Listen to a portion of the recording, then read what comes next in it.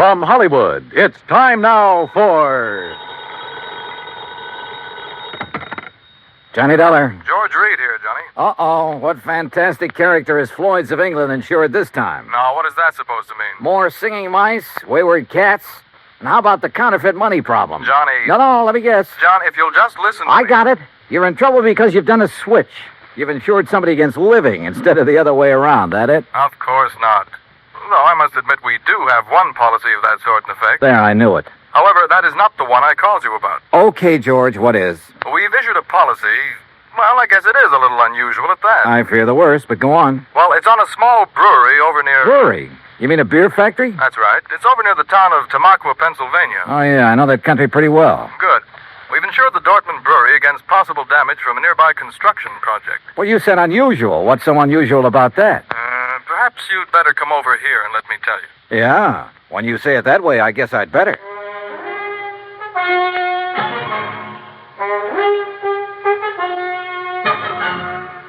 Bob Bailey in the exciting adventures of a man with the action-packed expense account. America's fabulous freelance insurance investigator. Yours truly, Johnny Dollar. And now, Act One of yours truly, Johnny Dollar.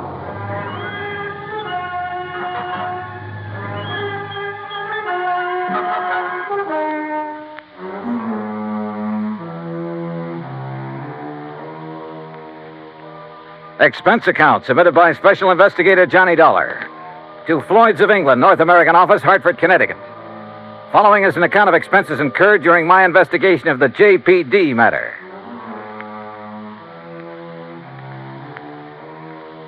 Expense account item 1, $1.10, taxi from my apartment to George Reed's office, where he promptly dragged me over to a large map tacked to one of the walls. Here it is, Johnny, between the towns of Tamaqua and Frackville, Pennsylvania. On a little river that's called Pinxatawney Creek. Old Indian name, I believe. Uh-huh. The Dortmund Brewery is just about here. Yeah. Well, okay, I'll rent a car in New York and drive over there. Now, wait. By making a couple of train changes, you can get most of the way over there by rail. Anything to save the company a buck, is that it? Why not? When that freewheeling expense account of yours gets into operation. Okay. What's the face value of the policy? Coverage for the whole plant, $820,000. Wowee. So I'll rent a car in New York. All right. Now, as I told you, we've insured the Dortmund Brewery against possible damage from the building of a plant right next to it. What kind of a plant? Competition. Another brewery. Oh, I see. Possible malicious damage. Is that what they're thinking of? Well, that's what JP seems to be worried about. JP? JP Dortmund. Owner, manager, president, brewmeister, and anything else you can think of. Has anything happened yet? No, but I want you to go there and be sure that nothing does. Is this JP my contact? Yes. Okay, George, I'm on my way.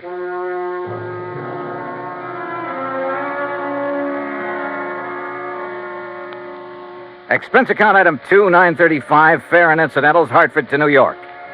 Item 3, $50, deposit on a drive-your-own car. Item 4, 50 cents toll through the Holland Tunnel. I cut straight across the top of Jersey, crossed the Delaware at Phillipsburg, and finally pulled into the little town of Tamaqua shortly after 6 p.m. Items 5, 6, and 7, $12.20. For dinner, a place to rest my weary head, and breakfast the next morning. The Dortmund Brewery sat on the western bank of Pinxatawney Creek, about 5 miles out of town, and looked as though it had been sitting there for 1,000 years. It was a small affair, and the old frame buildings were badly in need of a coat of paint. Just north of it rose a towering cliff, and on top of that cliff stood an array of cranes and machines and bulldozers that are used on modern large-scale construction jobs. I parked my car at the entrance of the office building and was greeted at the door by a large, raw-boned woman of about 50 with straggly yellow hair and wearing a faded blue cotton dress that looked as though it hadn't been ironed in years. Something I can do for you? Oh, why, I'm looking for Mr. J.P. Dortmund. Mister. That's a laugh. Is it? Why? Because I'm J.P. What? That's right. Anything wrong with it? Well, Hey, wait a minute. You another of those lawyers from that job up on the cliff come to fancy talk me about No. not having to worry in the world about what they're doing to me up there? No, And how I better mind my own business. What do you mean, no? My name is Dollar, Johnny Dollar. I'm here on behalf of Floyd's of England. The insurance company? Well, now, that's different. You come on into my private office, Johnny. Her private office was furnished with a battered walnut desk, some ancient filing cabinets, and a couple of straight wooden chairs. Nothing else. Hardly the kind of an office you'd expect for the president of a company worth $820,000. There's nothing fancy about it, Johnny, because there's nothing fancy about any part of my brewery. But that isn't what counts. We've been here ever since my great-great-grandfather built it up. And all we've cared about is making the finest beer in the country. Gretchen? And we do make it, too. Gretchen, can't you hear me out? Yes, J.P.? Gretchen, I want you to bring Mr. Dollar a pitcher full in a glass. Yes, ma'am. Well, look, I'm afraid I'm not much of a beer You man. will be when you've tasted this. It's the creek that does it, you know, Pinxatawney Creek. Finest water for beer in the whole United States. That's what makes good beer, you know. Yes, so I've heard. That's why that dirty Clarkson Kemper bunch are building up on the cliff to get at that water. I understand they'll be your competitors. Ha! All their fancy modern equipment and methods can't produce the brew the way I can. The long, slow, easy way. With all the good old-fashioned apparatus. The old country method. Yes, I see now. But, Johnny, we make our own barley malt, and we grind it by hand, and we come up with a wort that's second to none in the world. The old-type Sparger, too, and the hopjacks, and the finest strain of yeast there is. Yes, I'm sure that 3 full months we age before we rack a drop. Sure, we take more time and more trouble, but we come up with a better brew, better than any modern plant can ever make. Well, then what's your problem? They're getting ready to blast up on that cliff. Blast? A whole big chunk of it away. And when they do, that whole thing will come crashing down here. Thousands of tons of rock. Well, surely there's some state authority or something to prevent that. Oh, they've bamboozled the authorities, and your insurance company, too. They'll say it was an accident, a miscalculation. And when that rock comes crashing down here, it'll wreck this whole plant of mine. Well, you do have insurance, remember? It'll wreck all my fine old equipment that can never again be replaced because there are no such things anymore. Well, when's all this blasting supposed to take place? Who knows? Tonight, tomorrow, next week. Who knows? That soon? Yeah. So, Johnny, if there's anything you can do, you'd better do it now. What's insurance money if I have to lose this for it?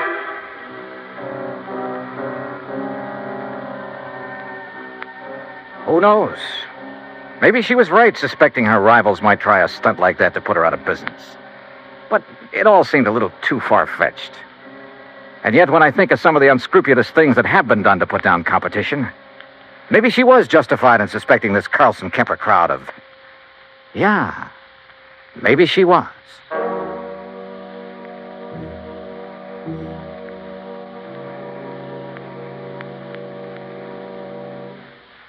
Act 2 of yours truly, Johnny Dollar, in a moment. Our flag now numbers 50 stars, and behind each star there stands yet another flag representing one of the 50 states. Massachusetts state flag, bearing a green pine tree, is the descendant of the famous Liberty Tree flag that came out of Boston to serve all the original 13 colonies. It was under the Liberty Tree flag that the Sons of Liberty met and planned the Boston Tea Party, that our floating batteries on the Delaware River defended Philadelphia, and on the Charles River defied Howe's cannons. Beneath the tree is inscribed the state motto, Ensu petit placidum sub libertate quietum. By the sword we seek peace, but peace only under liberty. These words were originally written by the famous English patriot Algernon Sidney about 1659. This was a message intended for King George III. Unhappily, it went unheeded.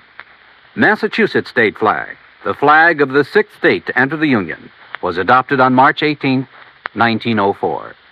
And now, Act 2 of yours truly, Johnny Dollar, and the JPD matter. If J.P. Dorfman was right, if there was the least possibility she was right in her suspicion that Carlson Kemper would blast thousands of tons of rock down on a little plant in order to put her out of business, well, there was only one thing to do.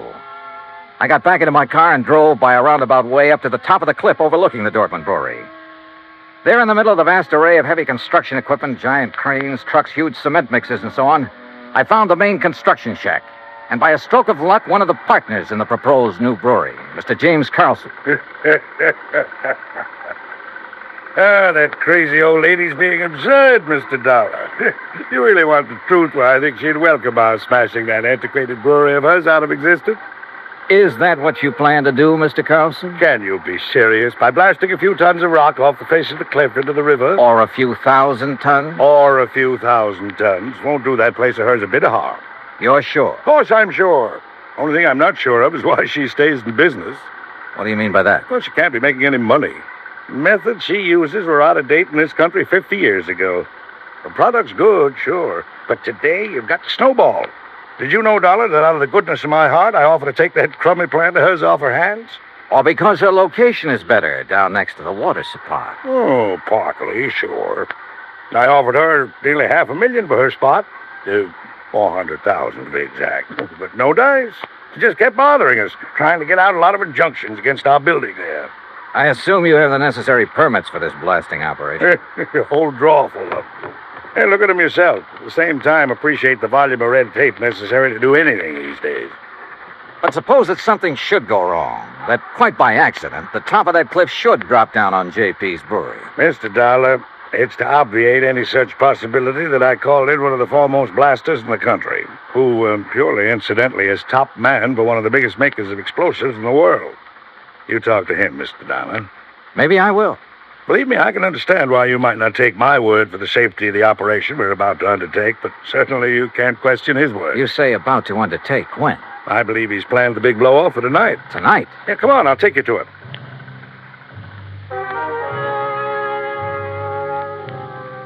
We found this expert, Mr. Sidney Crutchfield, in a small, tidy shack set out near the edge of the cliff, working over a series of complicated diagrams with a busy slide rule in his hand. And I must confess, he turned out to be one of the most interesting men I've ever met. Tall, slim, and gray-haired, he had a quiet, easy, yet confident manner that completely belied his hazardous occupation. This was the man who had done the dynamiting for some of the biggest jobs in this country, had moved mountains and rivers in the construction of huge dams, had blasted the way for some of our vast highway networks. As you can see by the dates on these sheets, I finished planning this blast over 2 weeks ago. But I find that constant checking and rechecking never does any harm. Mr. Carlson tells me you plan to set off this blast tonight. Yes. Actually, I shall push the plunger at exactly 2 o'clock tomorrow morning. If Mr. Carlson is ready. Don't you worry about it, Mr. Crutchfield. We're moving the equipment and the shack's away right now. Excellent. And at the time of the blast, no one is to be here but me. That's what your contract says. And that's the way it must be. For safety, Mr. Crutchfield? Well, call it a fetish of mine. Uh-huh. And there'll be no damage to the brewery plant down below? I'll stake my reputation on it. Come, Mr. Dollar. If you like, I'll show you how I've made the sets for this blast. We spent the rest of the day inspecting every tunnel, shaft, and drill hole into which the explosives have been packed and fused. And the artistry of this man was evident from the word go. By 6 p.m., all the machines and shacks and equipment had been moved back from the edge of the cliff that was to be blown off. The place was deserted, except for Mr. Crutchfield and me. And now, you must get into your car and leave, Mr. Dollar. But if there's no danger... Please. I prefer it this way. Surely you're not still concerned about the blast? To be honest about it, no. Not one bit. And I wasn't, at the moment. Yeah, this amazing man simply couldn't do anything wrong. I would have staked my life on it. But by the time I'd driven the long, curving road to the Dortmund Brewery below, had found the place not only deserted, but completely shut down, a funny little hunch began to grow in the back of my head. Even the office building was dark, as far as I could see. With the help of a business card, I slipped the lock on the front door. And then I saw the thin streak of light under the door of JP's private office. I thought I heard something in there. The office was a shambles. Account books and papers scattered all over the place. A couple of cartons, the drawers of the crusty old files, were open and for the most part empty. Somebody had been hastily packing and removing all the important papers. But why? I'm sorry, Johnny. Oh, what? Sorry. Oh.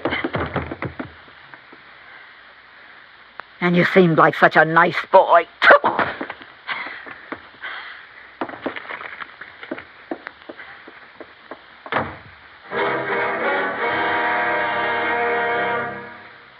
Act 3 of yours truly, Johnny Dollar, in a moment.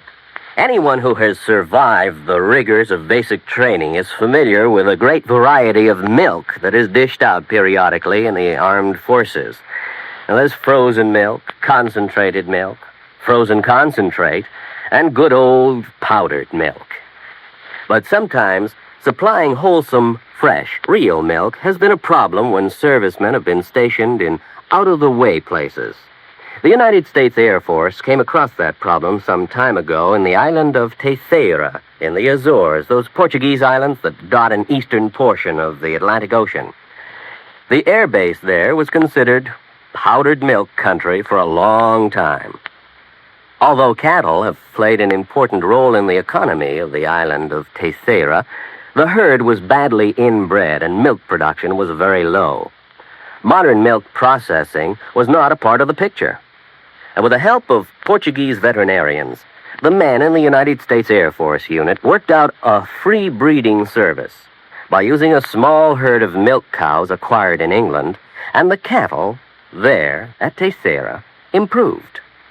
Then, a complete pasteurizing, homogenizing, sterilizing, bottling, refrigeration plant was flown in from the United States.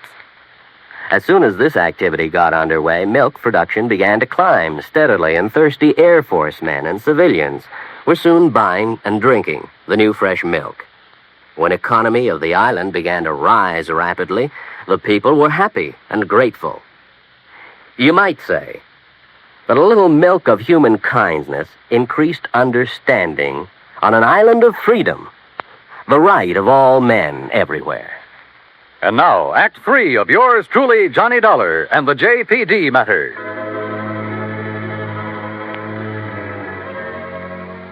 When I came to in the office of the Dortmund Brewery, my head fell as though it had been split wide open. The sash weight that had been used on it lay beside me. But why had J.P. struck me down from behind the door where she'd been waiting for me? And why before that had she been hastily packing a lot of business papers, bills and so on to take away? A couple of them still lay under me where I'd fallen. It was several minutes before I found strength enough to roll over and try to push myself to my feet. As I did so, I saw two things. One was a bill she'd overlooked in her haste to get away. A bill from Frank Line Powder Company addressed to her personally. A bill for 21 cases of dynamite and some other explosives. The other was my watch. I'd been out for hours, too many hours. For according to my watch, it was 1:52 a.m., exactly 8 minutes before the tremendous dynamite blast on the cliff above was to be set off. And suddenly I knew where, somehow, by her plan, those thousands of tons of rock would land, and not harmlessly in the river below. And I knew why J.P. had left me here, so I'd be crushed by them.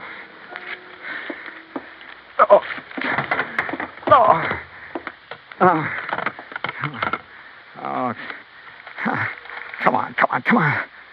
Oh, please, come on. Hello. Oh, please, hello. Operator, this is emergency. Yes, sir. Hey, look now, I'm calling from Dortmund Brewery. It's between... Yes, I know where it is, sir. There's a big construction. Carlson Kemper, that's the name. Well, sir, Up on the cliff above this sir, brewery here. I'm sorry, but those lines were disconnected late this afternoon. What? But look, surely there's some way to... Operator. I'm sorry, sir, but there's no way to ring them. Oh, no. Oh, I've got to get out. I just got to get out of here. Somehow I got to get out there and get it. Oh, no. Please.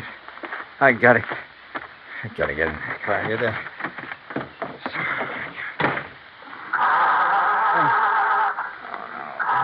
My head, I can't.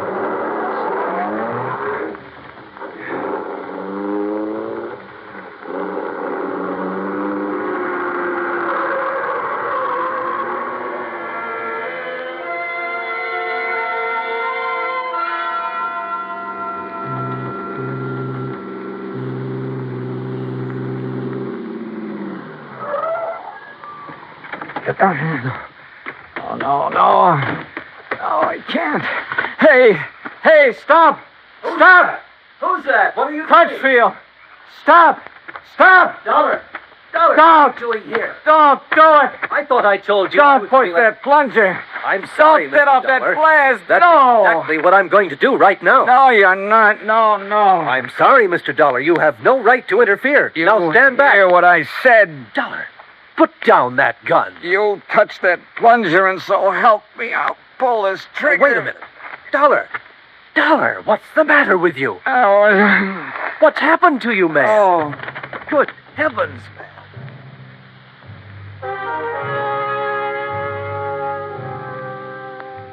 I guess it was just luck that I was still hanging on to that bill for the dynamite that I'd found. I guess it was luck that made Crutchfield grab it when he tried to keep me from falling. Made him look at it carefully by the light of his flashlight. But it was his good sense that kept him from going ahead and setting off that charge. When daylight came, he found the spot on the face of the cliff where J.P. had another charge planted. It was set to go off by concussion from the blast that Crutchfield had set. It would have diverted the rock from Crutchfield's blast to smack dab on top of her little beer factory. Nobody would ever have known who'd really done it. And J.P. would have collected $820,000 insurance for it. Incidentally, when the police caught up with her, which wasn't hard, they also found the book she'd taken from her office. Yeah, J.P. Dortmund was broke. Stony. Expense account total, including a handful of doctor bills for my aching head, and all the incidentals I could think of, $204.80. Yours truly, Johnny Dollar.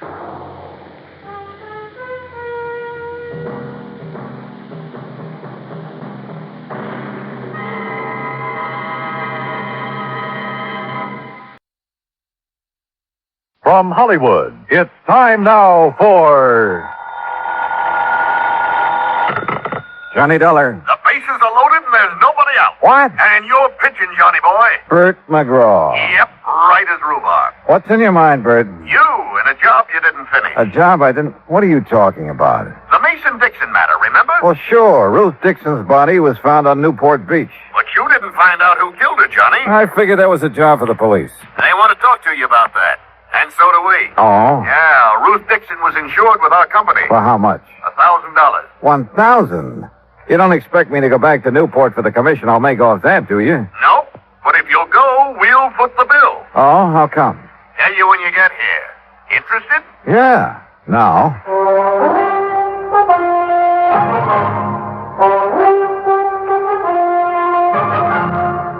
Bob Bailey in the exciting adventures of the man with the action-packed expense account, America's fabulous freelance insurance investigator. Yours truly, Johnny Dollar.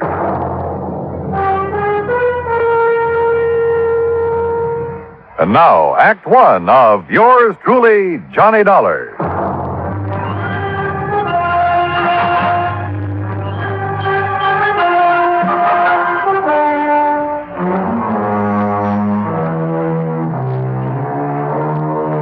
Expense account submitted by Special Investigator Johnny Dollar to the Providential Assurance Company, 393 Dewey Avenue, Hartford, Connecticut. The following is an account of expenses incurred during my investigation of the Dixon murder matter. Expense account item 1, $1.20 taxi from my apartment to the Providential building. Along the way, I did some thinking. A week ago, a girl's body had been found on Newport Beach. The Masons and the Dixons had each identified it as the body of their missing daughter. I managed to locate the Mason girl. That meant that Ruth Dixon was the girl on the beach. Who had killed Ruth? Well, I didn't figure that was my job. But evidently the brass at Providential did. Why? Well, I hope Bert McGraw would tell me. Oh, Johnny, come in. Morning, Fred. About this Dixon matter. I suppose you're wondering why I was so anxious for you to go back to Newport. Well, I am kind of curious, Fred. Well, I told you, Ruth Dixon was insured with our company. But for only $1,000, you'd save money by paying it off and forgetting it. Maybe. But it isn't that easy. Oh, why not? Because of the Newport police, for one thing. Well, what have they got to do with her insurance? Well, not a thing. But they have got plenty to do with our company and its representatives. And last week, you were one of them. So, the Newport police, Captain Lewis of Homicide to be exact, called here this morning. Who's Lewis? Miller was the man I worked with. Lewis took over because Miller didn't follow up on you. And he's very unhappy with you, Johnny. I can't imagine why. No? Well, Captain Lewis says you left Newport without giving his office all the information you had on the Mason girl. The Mason girl? What's she got to do with the Dixon investigation? Well, how should I know? Darla Mason didn't even know Ruth Dixon. Lewis says different. But that's beside the point.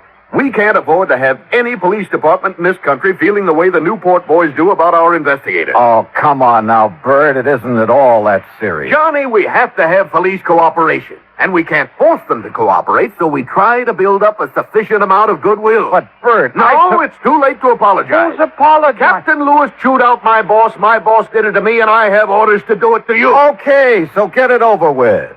Well, I'm almost through. Except that no matter what it costs us, it's going to be worth it to have goodwill restored. You understand? Sure. And whatever you do in Newport, please keep Captain Lewis informed. If you stumble onto something that might lead to the Dixon girls' killer, tell Lewis about it. Okay, Bert, whatever you say.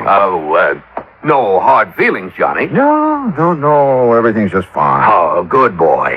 Glad to see you understand. For an expense account like the one you're going to get, I can understand the theory of relativity.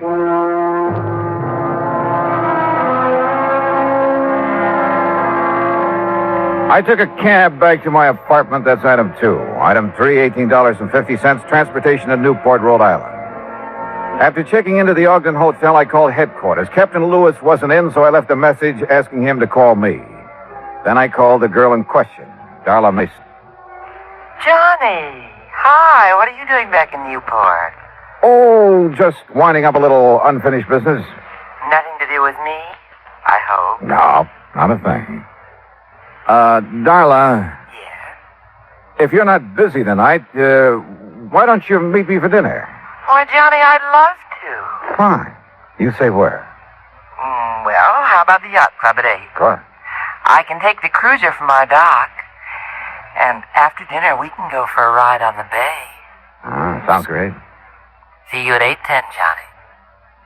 Bye. Bye.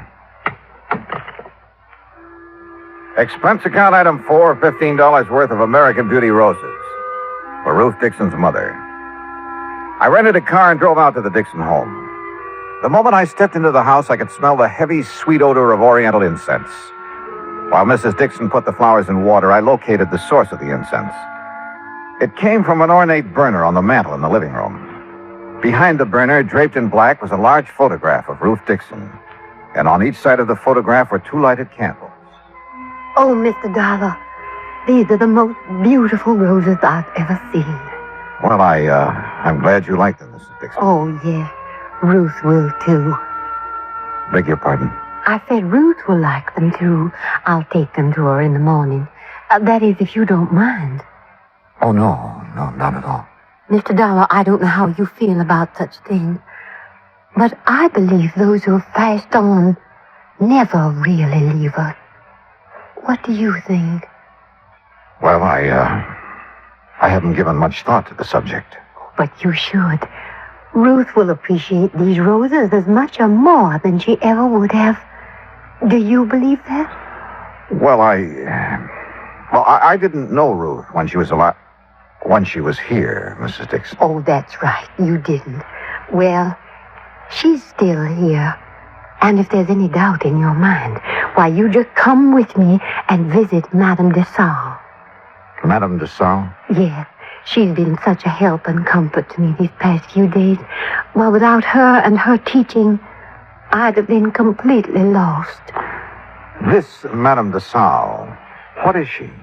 She's just an ordinary person, but she has wonderful occult powers.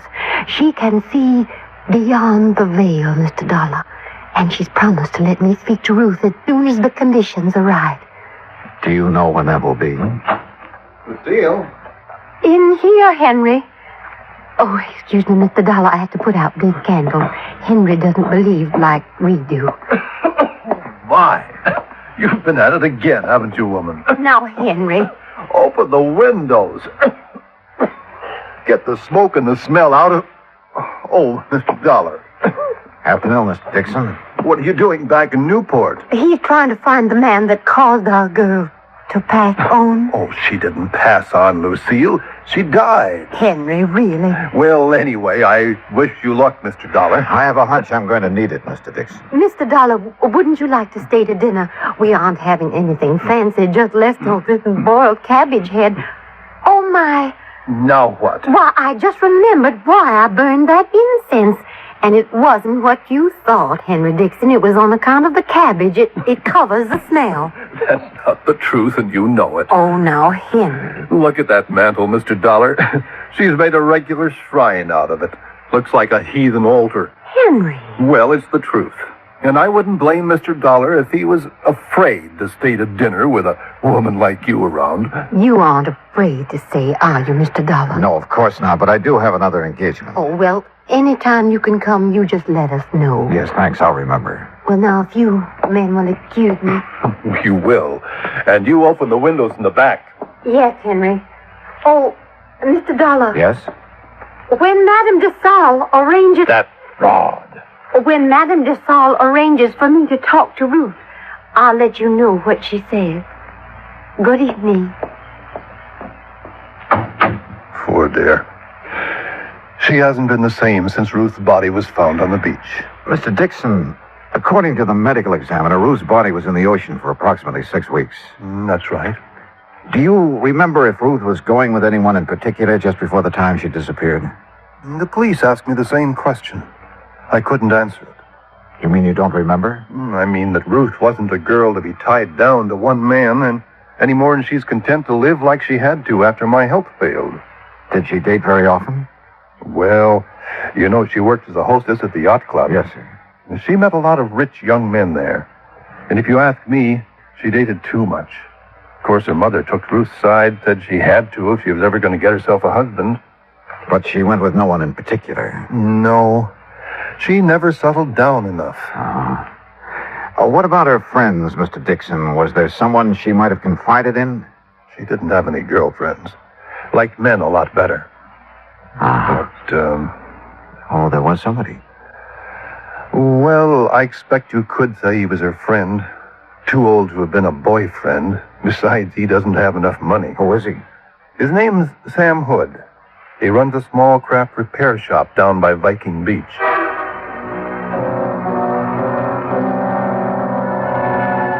Viking Beach is on the Atlantic side of Newport, approximately a mile from Land's End, where the Dixon girl's body had been washed ashore. Once there, I didn't have any trouble locating Sam Hood's repair shop. It was on the end of a large wharf. For a moment, I thought the wharf was deserted. Then I heard it. Below the wharf, sitting low on the water, was an old converted PT boat, and standing on deck, tinkering with the controls, was a heavy-set man wearing thick glasses and greasy dungarees. I was about to call him when he looked up. Afternoon. Hi. Can I help you? Yeah, I hope so. I'm looking for Sam Hood. He ain't here. Gone on his vacation. Oh, fine. Can I do anything for you? I'm his brother, Leroy. Well, yeah, Leroy, maybe you can. You want me to come up or you going to come down? I'll come down, but how do I do it? Stairs over to your left there. Oh, sure. You're a stranger around here, ain't you? Yep, that's right. Well, I'm always glad to meet up with a stranger. This is such a little bitty place. Most everybody along the waterfront's heard everybody else's stories so many times till they're sick of it. What'd you say your name was? It's Dollar. Johnny Dollar. Well, welcome aboard the Connemore, Mr. Dollar. Connemore? That's an odd name for a boat. Sure is, ain't it? But I found it in a book. Sure fits her, and me too. What's your line, Mr. Dollar? I'm an insurance investigator. Well, now, that must be mighty interesting work. Yeah, sometimes. You chew tobacco? No, thanks. Oh. Well, I got a brand new plug of brown mule here. Ain't had it out of the wrapper. So if you want some... No, thanks, Roy. You sure missing something? Yeah. Yeah. Ooh. Man, my tooth. You want to take a look around? Go ahead. Of course, the Connemore ain't no fancy yacht. Excuse me, what did you say? I said the Connemore ain't no fancy yacht, but she's all mine and Sam's, and I'm proud of her. Oh. Where did you say your brother was, Leroy?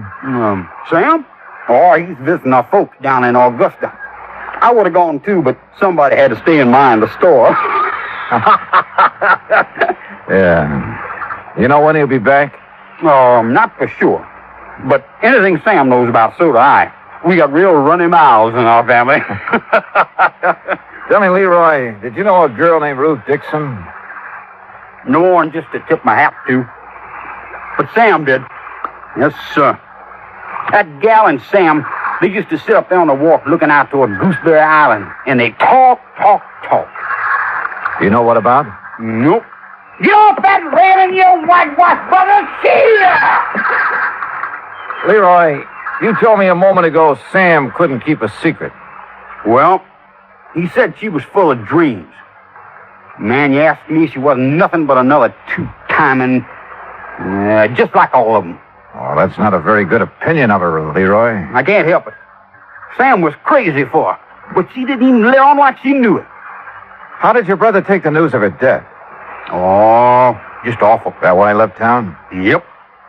Does Sam own a .38 revolver, Leroy? Oh, sure.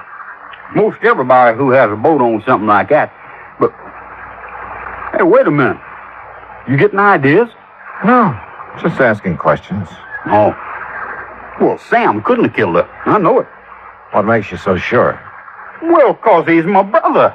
And how he was so broke up when he heard about Ruth. Why would you suppose anybody'd want to put a bullet in a pretty gal like that? I don't know, Leroy. I don't know. I asked him a few more questions, watched him chase the seagulls off the railing once more, then left. At 7:45, I was sitting in the yacht club bar waiting for Darla Mason. At 8:30, I was still waiting. And at 9:30, I gave up and went back to my hotel. I hadn't been in my room 10 minutes before someone started pounding on the door. Donna! Donna, you in there?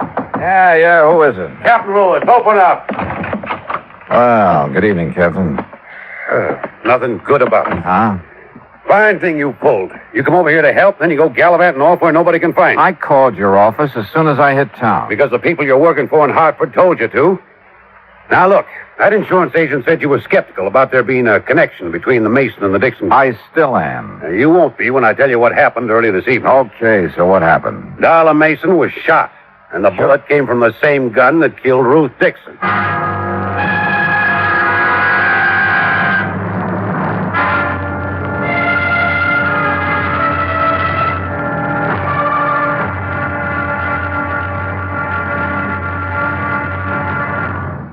Act two of yours truly, Johnny Dollar, in a moment.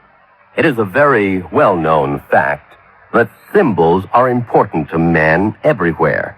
Whether they be symbols of country, religion, or honor, they're a cherished part of the culture and tradition of all peoples.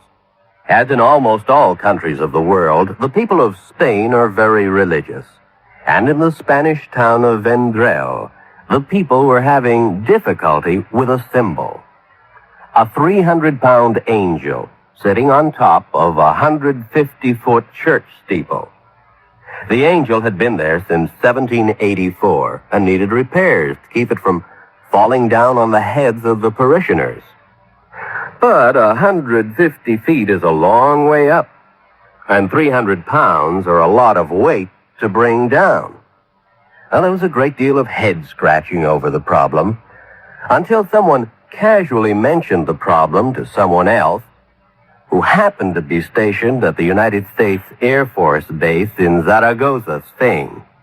It wasn't long before visions of a helicopter came to mind. Because Americans like to help other people everywhere, the Air Force whirlybird lifted the angel from the church steeple, brought it down for repairs, and later returned it to its perch. So grateful were the people of Vendrell for this act of friendly cooperation that they held a mass celebration of American Day to show their appreciation. Television and newsreels carried the story of kindness. So did the newspapers and magazines throughout Spain. This gesture on the part of the United States Air Force created a new symbol, a symbol of friendship and understanding. It became a symbol of freedom, the right of all men everywhere. Now, Act two of yours truly, Johnny Dollar, and the Dixon murder matter.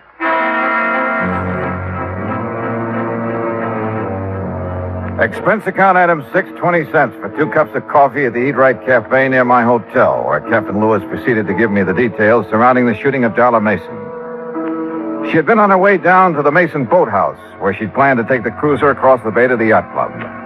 As she neared the boathouse, someone had fired at her, and the bullets that wounded her came from the same gun that killed Ruth Dixon. So there was a connection between the Mason and Dixon girls.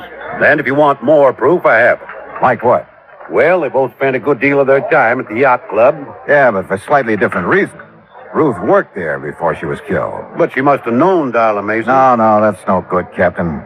You go to the district attorney with that kind of evidence, and he'll throw you out of his office. He'll want proof they knew each other, and how well. Yeah, I suppose. What about Darla? When can we see her? Well, the doctors tell us we can. She still hasn't regained consciousness. Hey, Captain, do you know where the Masons have the work done on their cruiser? Yeah, and that's another thing. That's Sam Hood's place. Have you questioned him? Never had a chance to. According to his brother, he's away on some sort of vacation down Georgia. Left the day the Dixon girl's body was identified. Are you sure he's still in Georgia? Well, I can ask the Augusta police to check up on him. If he is, have them tell him about Darla being shot up and find out if he knew her. Okay. Well, you ready? Yeah.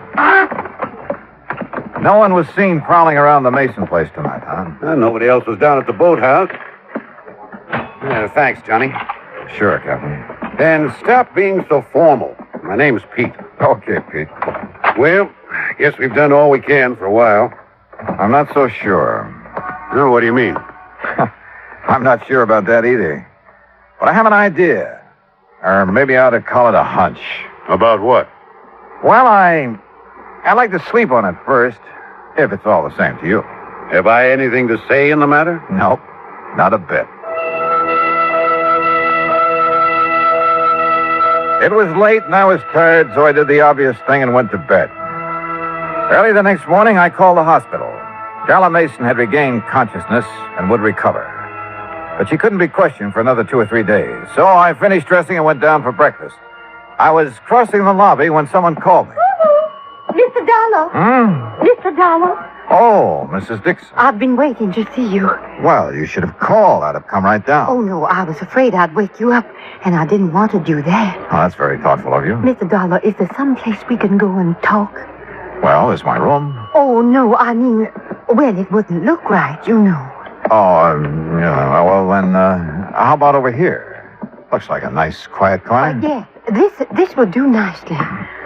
Mr. Dollar, remember I told you about Madame de Salle? Yes, I remember. Would you like to sit down? Oh, no, I'm too excited to sit. Excited? About what? Well, I've been trying to tell you about Madame de Salle and what happened last night. What did happen? The conditions were right. I beg your pardon? The conditions, they were right. Remember, I told you Madame was going to let me speak to Ruth when the conditions were right. Well, they were last night. Oh. Well, aren't you interested in what Ruth had to say?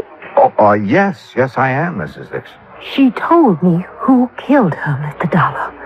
What? Yes, sir. Just as plain, I heard it from Ruth, and there's no doubt about it. It was her voice, all right. Mrs. Dixon, exactly what did Ruth say about the person who murdered her? Oh, Ruth described her to a T. Her? She said it was a woman. Young, dark hair, brown eyes, and a big red scar on the back of her left hand. I see. You seem disappointed, Mr. Dollar. I guess I was doing a little wishful thinking, Mrs. Dixon. Well, wishful thinking or not, Ruth told me who it was that killed her. Oh, her name, too? Well, she didn't know her name. Oh. But that big red scar. Now, you find a woman who has a thing like that on the back of her left hand, and you'll have the guilty party. Yes, well, I'll look for someone like that today, Mrs. Dixon. Now, come on, I'll buy you some breakfast.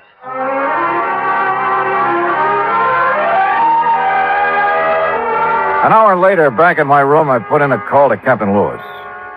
Morning, Johnny. Morning, Pete. Anything new? Well, we heard from the Augusta police. Yeah? Sam Hood's in Augusta, all right. Been there for over a week. Uh-huh. Did they ask him if he knew the Mason girl? I said he did. Said the Masons used to let him and his brother service their cruiser. Uh-huh. Johnny, when are you going to stop playing games and tell me your ideas? Hunch, you mean, Pete. And I'll tell you just as soon as I get back from the library. The library? Oh, and while you're waiting, call back the Augusta police. Have them get hold of Sam Hood again. What for? Ask him who named his boat. What? Yeah, ask him if it was his idea to name it the Connemore or his brother's. Johnny, are you feeling all right? Never felt better, and I'll see you in about an hour. I found what I was looking for in the library. then went back to Captain Lewis's office and told him what I was now beginning to believe. While I was there, Sam Hood called from Augusta with the answer to the question the police had asked him. Then I went alone down to the wharf on Viking Beach.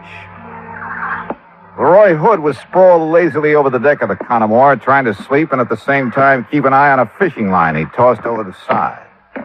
I started down the steps toward the boat. Well, doggone. Hi there, Mr. Dollar. Ah, morning, Leroy. Man, I sure didn't think you'd be back down here so soon. You know, Sam ain't back yet. Yeah, I know. You having any luck? No, just making believe. For real fishing, you gotta go out beyond Gooseberry Island. Oh, how about taking me someday? Why, sure. Man, you just say the word and we'll go right now. Well, no, I'm afraid I couldn't do that this morning, Leroy. Well, you just let me know anytime. Yeah.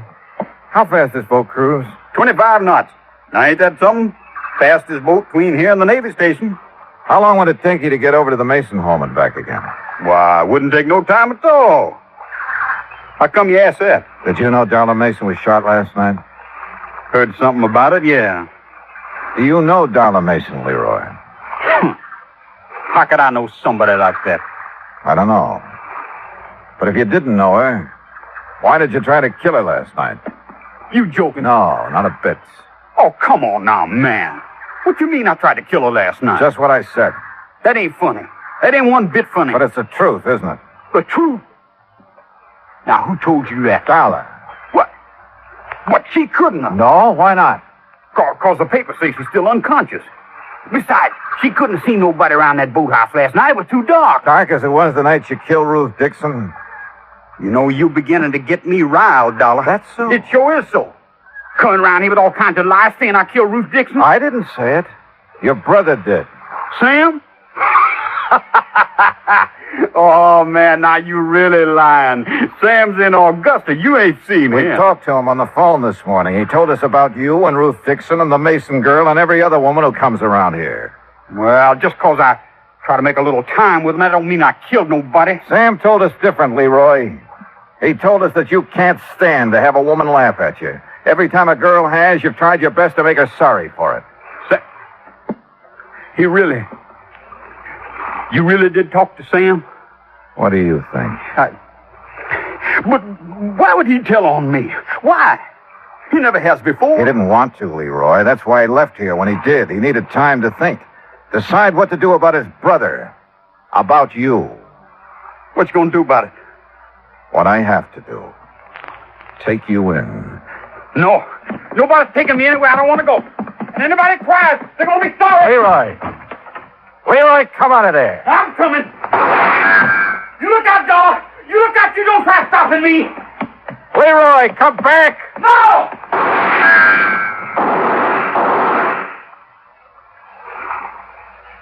Johnny? You all right? Oh, yeah. I'm just fine. Come on up. All over. Yeah, Captain. I know.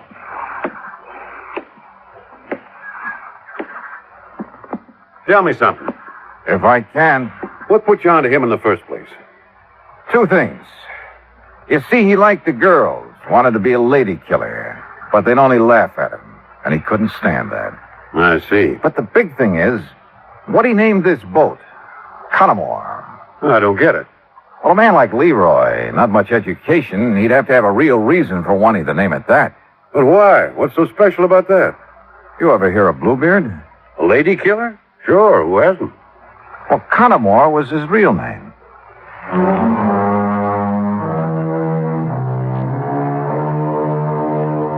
I saw Mrs. Dixon late that same afternoon. I'm afraid she was a bit disillusioned, having been so sure that the person who had killed her daughter was a woman. But there was one funny thing. On the back of Leroy's left hand was a long red scar. Expense account total, including car rental, hotel bill, and transportation back to Hartford, $968.20.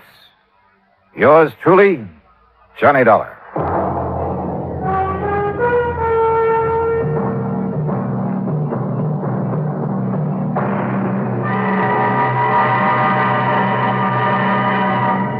From Hollywood, it's time now for Edmund O'Brien as Johnny Dollar, Bob Radden, Johnny. Oh, yeah, Bob. What's this? You checking to see if I'm stalling on your case? Oh, nothing like that, Johnny. Well, in a way, I am. I traced one of the beneficiaries to Chicago, and I've been waiting all morning for a wire on it. We want you to drop the case. What? You capitulating? This is a bad week for Great Eastern. We want you to take another one. We carry a theft policy on a West Coast loan company. 3 of the branches in San Francisco were just robbed. Uh-oh. When? Just a matter of hours ago. You mean all of them? Yeah, all this morning. There was one other that wasn't ours. I got a phone call.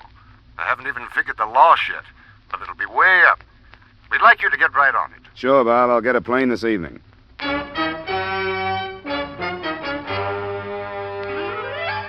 Edmund O'Brien in another adventure of the man with the action-packed expense account, America's fabulous freelance insurance investigator. Yours truly, Johnny Dollar.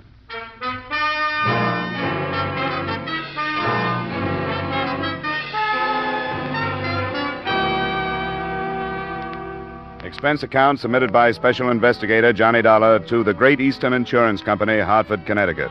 The following is an accounting of expenditures during my investigation of the Porter Cole matter. Expense account item 1, $180 airfare and incidentals between Hartford and San Francisco, California. At 11, after I'd found a hotel room and breakfast, I cabbed to police headquarters, where I was shown to robbery detail and the office of a harried Lieutenant Clark. I'm not making excuses. They put us off balance, that's all. We got the call from the place on Market Street at 9:15 yesterday morning, just a few minutes after they'd opened. While we were down there, the call came in from the Mission District. Same loan company, different branch. Then, not 40 minutes later, the other company was here. Quite an operation. They hit the 4th one at 5 minutes of 11. I tell you, we had more officers on the streets than there were civilians. There hasn't been as much confusion since the quake and fire of 1906. And look here. This is your list of witnesses? Yeah. You can see only about 35 out of the 53 names were employees of these loan companies. They're the ones we're sure saw this bunch. What do they give you? You know how it goes. You have to make a sort of composite of the statements. Seems this bunch would come in, from 8 to 10 of them, all armed. 2 would take care of any customers that happened to be in the waiting room, kick them to the floor face down, and the rest would cover the office force and knock over the cashier. What kind of disguises? And some say none. Others think they saw makeup. Stage makeup, you know, lines and the stuff to change the shape of the nose and so on. I'll go along with that. Yeah, that'd be some kind of disguise. What I got on the rest of their physical descriptions doesn't exactly hurt, but it doesn't help any either. Not even ages? What about voices? Only one did the talking in a high voice. Falsetto, not a woman. Pretty well planned job, wasn't it? 4 in the space of 2 hours for $47,000? I don't say it was well planned. No prints, nobody spotted any cars, but they must have used at least 2, probably with a driver for each. What did the rest of these witnesses see? Oh, some of them are cranks. Some of them claim they saw the bunch come out of the buildings but didn't think anything about it until the news began to break on the robberies and so on. You know witnesses. Beginning to wish they'd sent another boy from Hartford. I wish I'd stayed in homicide. With the killing, you've at least got a stiff to work from. Yes? No, I don't want to talk to him. Tell him I'm grilling a hot suspect in Daly City. What a comedian. Who's that? The manager of that outfit you're interested in. Wants to know if I'm doing anything. The Porter Cole Loan Company. That's a great name. Do you know what their motto is? Yeah, I saw it. When financial seas are troubled, make us your Porter Cole. Now tell me, what self-respecting grifter could pass up an invitation like that?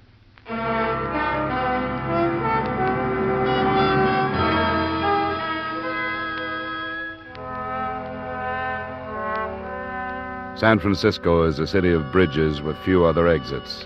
All of these had been covered in less than an hour after the first robbery report had been phoned in. To double-check, the adjoining counties had been alerted and were swarming with men. San Francisco itself was being combed for known criminals. That left little for me to do but hang around robbery detail and wait for developments. Lieutenant Clark had been on the phone for half the afternoon, and I was in his office at 5 when it rang again. Yes? Oh, how are you, Bruce?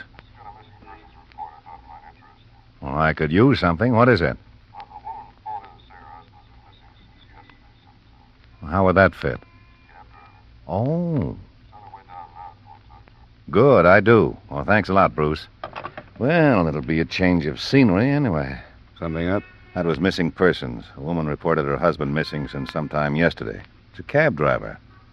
That's a possibility, isn't it? I never gave it a thought. Why is it you always connect private cars to jobs like this? Well, it's natural to pass up cabs. They're usually a close check kept on them. Well, we'll see. She's on her way down. I'd like to have you see her, too. Yeah, sure.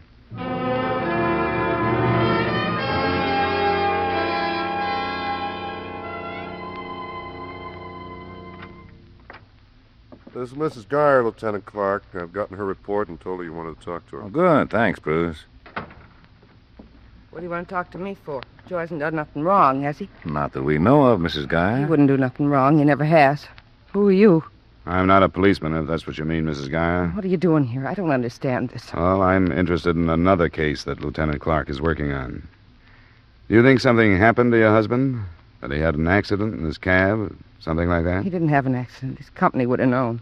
What company's that? Peerless. It's a new one. Didn't they know he was missing? How would they know? Doesn't he check his cab in with the company? No, it don't work that way. He owes his cab. Just an agreement about money and gas and a license, and then I don't understand it because Joe never talks about business. Why are you asking me these questions? Don't you read the papers, Mrs. Geyer? No, I don't have time with 3 kids and a roomer to take care of. What if I did read them? Does it say they found Joe dead someplace? Nothing like that, Mrs. Geyer. I'm sorry I mentioned it. What do they say? I got a right to know. I'll buy a paper for the streetcar on the way home anyway. There were 4 robberies yesterday, big ones. None of the witnesses saw the cars the men got away in. Maybe they wouldn't notice a taxi. Are you saying you think Joe was in on it? Not necessarily, no. Police have to ask questions like that, Mrs. Geyer. He wouldn't do nothing wrong like that. Even if he did, I'd know about it. And then do you think I'd come down here like this? Of course not. Doesn't your husband ever stay away from home this long? No, not without calling me from someplace. That's why I got to worrying. They never called at all yesterday. What time did he leave yesterday morning? I told the other cop that. Why don't you tell us? It was right before 8. I think Mrs. Geyer can go now, don't you, Mr. Dollar? I think she should. Go home and don't worry, Mrs. Geyer. We'll find your husband. He's got to come back. I don't know how I'll manage with the kids if he don't. We'll find them. You know the way out, don't you? Yeah, this way? That's right. Then down the corridor. What do you think? I don't know. That's why I had to try the robberies out on her. She could have been here to put the finger on the husband who double-crossed her. She seemed to be sure he hadn't had an accident. Yeah, that's right. There must be a reason all those witnesses didn't see a private car. That figures, too. I'll put a tail on her right now.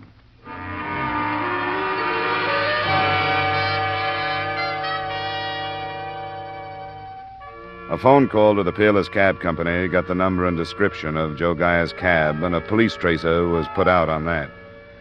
I think the harried lieutenant beamed a little too graciously when I asked permission to check the other Peerless drivers myself. But I did, 75 of them. Only one hadn't been heard from in the past 28 or 9 hours. Paul Landini, with an address on Turk Street, an apartment house whose manager boarded some of the tenants, among them Landini. Who knows about Paul ever? He wasn't here for the meal last night, but what is that? Did he live alone here? Yes. I take it you mean he was off and away from home at dinner time. He had personality. He often goes someplace else to eat. Do you know if he came home at all last night? My tenants live their own lives. I don't run a girls' school here. Would you show me his apartment? Why should I? I told you it might be very important. You didn't tell me what you mean. He might even be dead. Oh, not Paul. Why do you want to look in his apartment? I don't expect to find him there, but there's a chance of finding something else. What? I don't know. I told you this was police business. You want to cooperate or don't you? Oh, sure I do. I'll take you up.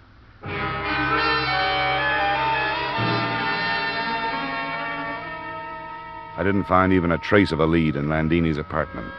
Lieutenant Clark, when I talked to him, had the same report to make on his tale of Mrs. Joe Geyer. By then, it was time to have a late dinner and go to bed, which is what I did.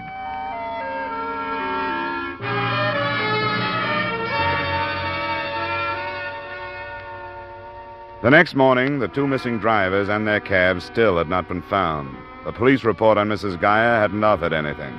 The $47,000 in stolen funds could have been that many miles away from San Francisco.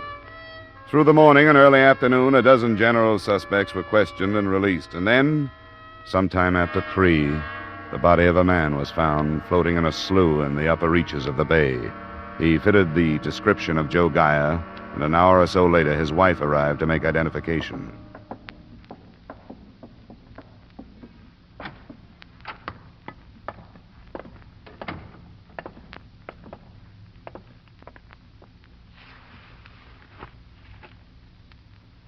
Mrs. Geyer, could you swear that this body is that of your husband, Joseph Geyer? No. No, it's not Joe. Mrs. Geyer, he fits your description of your husband. I don't care. It's not Joe. You sure you aren't holding anything back from us? Yeah, I'm sure it's not Joe. I'd know my own husband, wouldn't I? Yes, you would, Mrs. Geyer. My husband was dead, and this was him. I'd tell you, wouldn't I? I hope so. I think you would. Why wouldn't I? It's not Joe. I don't know who it is. I never saw him in my whole life, and I can prove it. I swear it, I never saw this man in my whole life.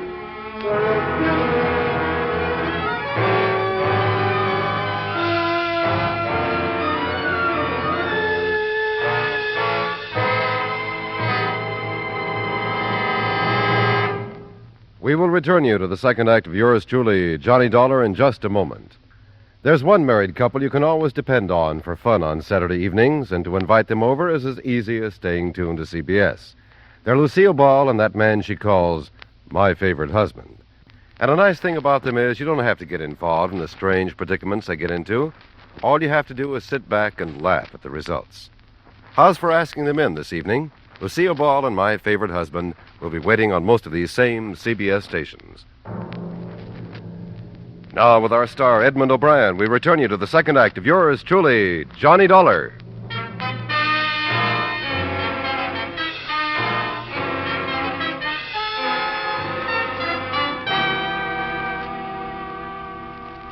Mrs. Geyer was released not because we believed in her lack of identification, but because we thought there were better ways to approach her than hard police questioning. I arrived at her small frame house not long after she had.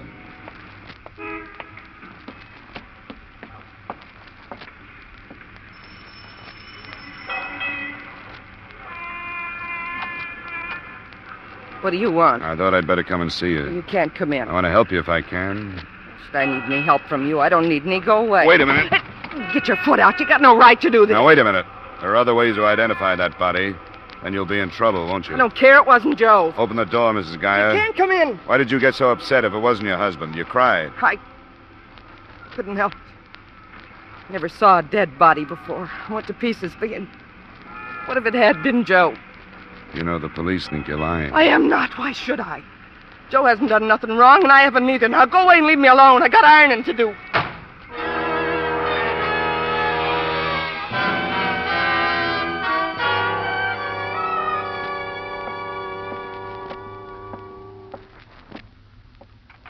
Because when you've been in that business as long as I have, you learn to study people. Now, that's fine. This is Mr. Dollar, the man I mentioned from the insurance company. Oh, yes. Well, how do you do, sir? It's Mr. Prince, the cashier at the Port of Call office in the Mission. No. Oh, it's nice to know you, Mr. Prince. Thank you. He looked at that body, and he seems to be fairly sure that it's the one who did the talking during the robbery at his place. I'm sure it is. Oh, I hope you're right. Oh, of course. He did look different with that makeup, his nose and his cheekbones. Yeah, but you're still sure? Yes, I am. I've been with the Port of Call for almost 10 years. And as I was telling Lieutenant Clark, when you've been in the loan business as long as that, you learn to study people. I suppose you would. You meet so many, and while they're talking about the loan they want, you sort of unconsciously study them to try and find out how much truth they're telling. But, I remember that man, though, makeup and all, yes. What in particular do you remember? Oh, a lot of things. He walked right up to me, you know. I remember his eyes and his ears, and I remember his hands. They were manicured. And he wore a ring on his third finger left. There's polish on the nails, all right. He didn't have a ring when he was brought in, but there's the mark of one, and it's third finger left. I wish there were more witnesses like you. Well, thank you. Thanks very much for coming down, Mr. Prince. Well, that's quite all right. And I hope we don't have to trouble you again. Well, there's no trouble at all, Lieutenant. I'll be glad to be of service to you. Good day. Good day, Bye, Mr. Prince. Well, it looks like we've got that much anyway, Dollar.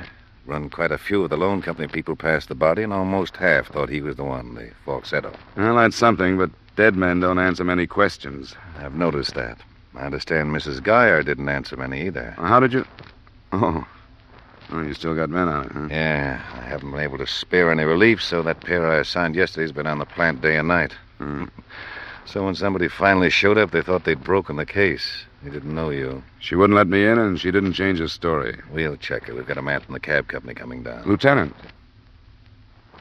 didn't she say that she had a roomer yesterday? Remember, she asked if she'd read the paper, and she said By that time, I'd asked a few thousand questions. She did. She said she didn't have time to read the paper with 3 kids and a roomer to take care of. I think I remember that. Well, it's something we should check. Your men say that outside of me, nobody has shown up at her house, huh?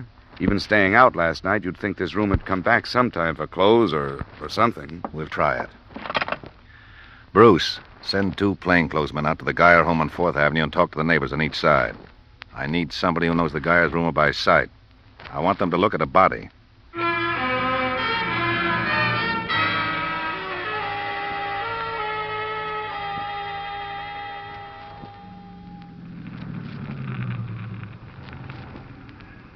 Well, the lights are on. I guess she's home. Which one is it? One with a porch light. Sure turning into a nice night. Yeah. 10 o'clock? Huh? Oh, Richard. What are you doing out here, sis? We're going to talk to the woman. A boat for me relief? I'll have a relief out here in an hour. 9 o'clock. That's a promise. I'm sorry about the rain. Yes.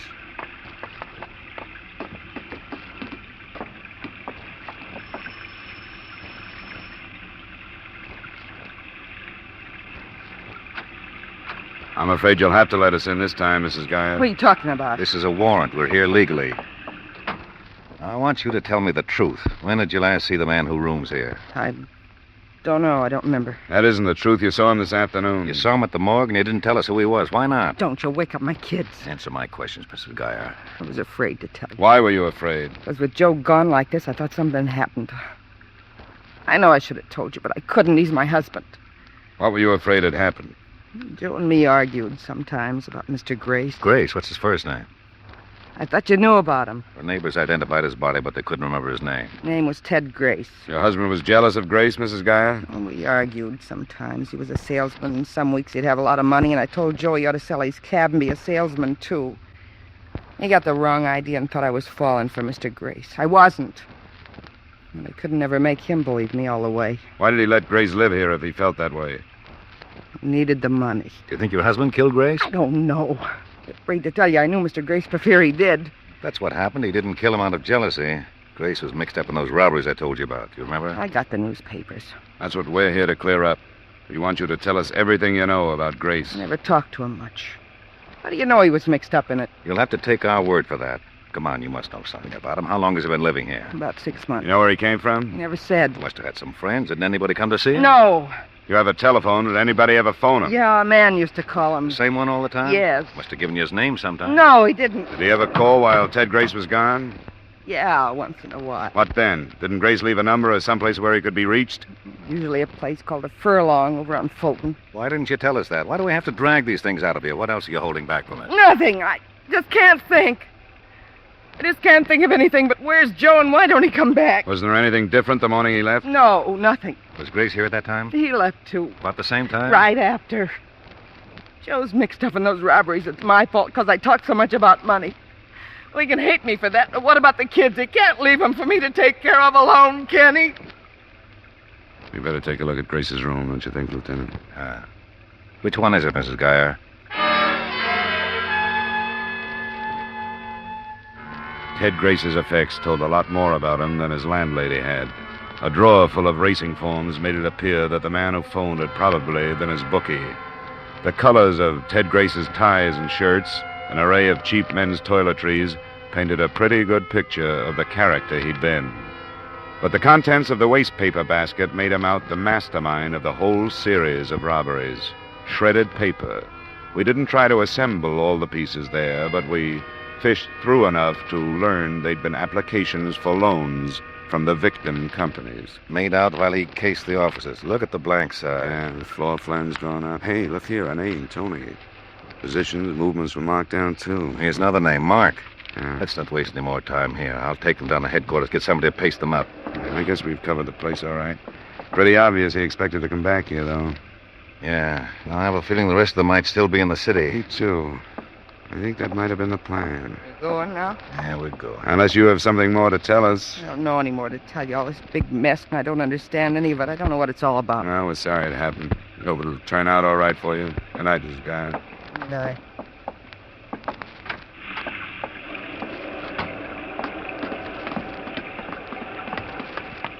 Lieutenant Clark. Yes, Pritchard. A radio car stopped by with a message for you, but I didn't want to come in with a woman there. The husband's dead.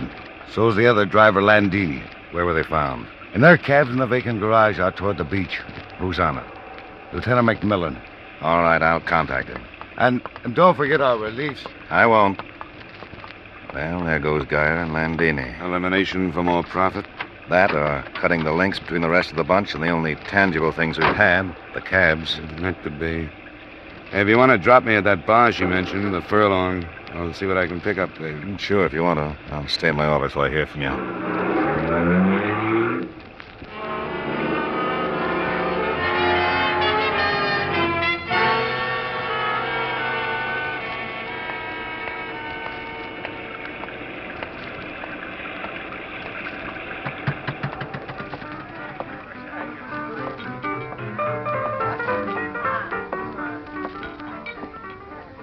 Good evening, sir. Hi. I guess a rye and soda. Oh, you must be an Easterner. I don't get many calls for rye except from them. Well, that's almost right. I transplanted myself out here. Say, I'm looking for a guy I think you know, Ted Grace. Has he been in tonight? Who? Ted Grace. I understand he's in here quite a bit. Wait till I find that rye bottle. This all right? Yeah, it's fine. You see, I'm not the regular bartender. I don't know your friend, by name, anyway. Thanks. That's all right. Thanks. Hey, what about a couple of guys Ted knows, then? One named Mark, the other's Tony something.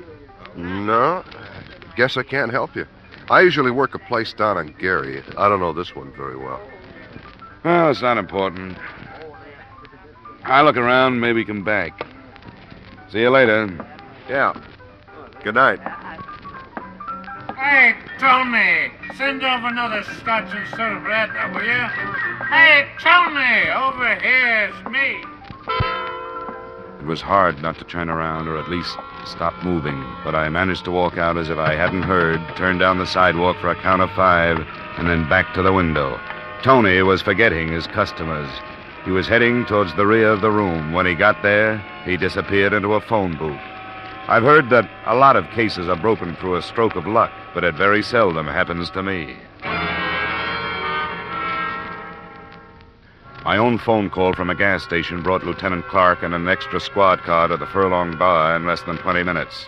The place was cleared of people, and Tony stood alone behind the bar, giving away his guilt by his expression and the apron he kept twisting in his hand.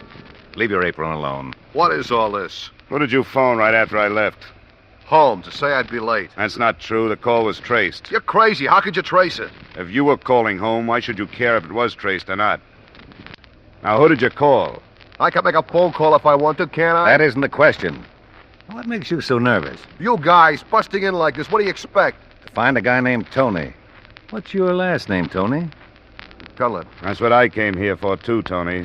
When we found him, all we were going to do was ask him to tell us where he was the other morning while those loan company officers were being knocked over. And if he couldn't, we were going to see him booked for 3 killings. Ted Grace and Joe Geyer and Paul Landini. I don't know what you're talking about. You're bluffing, but you're bluffing the wrong guy. I'm glad to hear that. We wouldn't want to see an innocent man booked for something he didn't do. So let's clear it up. How do we start proving where you were between 9 and about 11 the other morning? Come on, where were you? I was home, asleep. Then a lot of people must hate you. Bull. The people who said they saw you leave your place about 8 o'clock.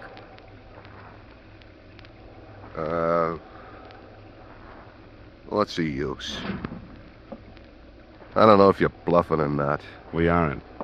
In Grace's room, we found the floor plans of all those officers with the names of all of you. He talked to Joe Geyer's wife. She knew about you and Mark. You just made a confession. Do you want to take the whole rap yourself? No. If I'd known there was going to be any killing, I wouldn't have got mixed up in it. When there was, I knew the whole thing would blow up. Who did the killing? There were 3 of them. Harvey Shute, Vic Lincoln, and Neil White. I'm not sure which one did. Who were they? I don't know. They got out of prison someplace in the East about 6 months ago. We met them and got running around with them. We'd been playing the horses, not doing so well. And they said if we got a big stake, they knew how to make a killing. That's the way it started. Who's we, Tony? My friends, Mark Rose and Leo Barrett. Ted Grace. Is that all? I'm giving you my friends. That's enough, isn't What about Joe Geyer? No.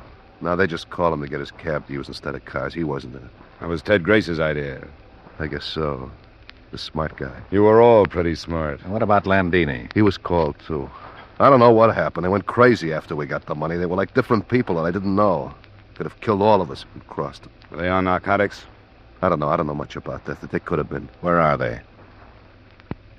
Might as well tell you, I guess. The whole thing is blown wide open. They're staying in the Metropolitan Auto Court out on Bayshore Highway. Which cabin? Second one on the right. Where's the money? We split it before we separated. You can have my share. I wish you would buy back the last few days. Come on, Tony. I'll send you down to the station.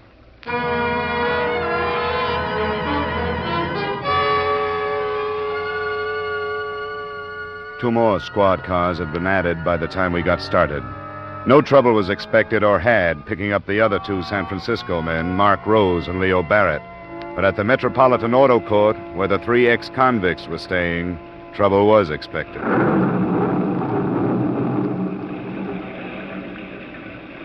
Well, I think that's about the best we can do. There are two exits. We've got both of them covered. The other people who might be staying here? Well, they'll be all right, even if there's firing. As long as we can keep these comedians inside, or at least just trying to get out. Well, that's your case. We'll have to try to it anyway. I'll go wake them up. This gale hasn't already. Now, don't be a hero. You in there, open up. I'm a police officer. Lieutenant Clark! Lieutenant! I shot the lieutenant! Cover me on the door, Hopkins!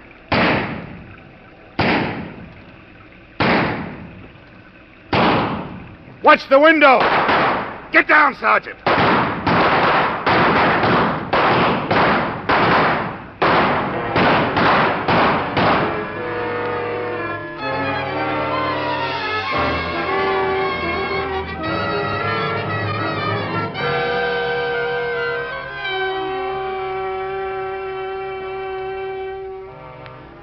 When it was finished, one of them was alive. The other two in the cabin were ripped to pieces. But that and the recovery of the money hardly paid for the loss of Lieutenant Clark, who died before he reached the hospital.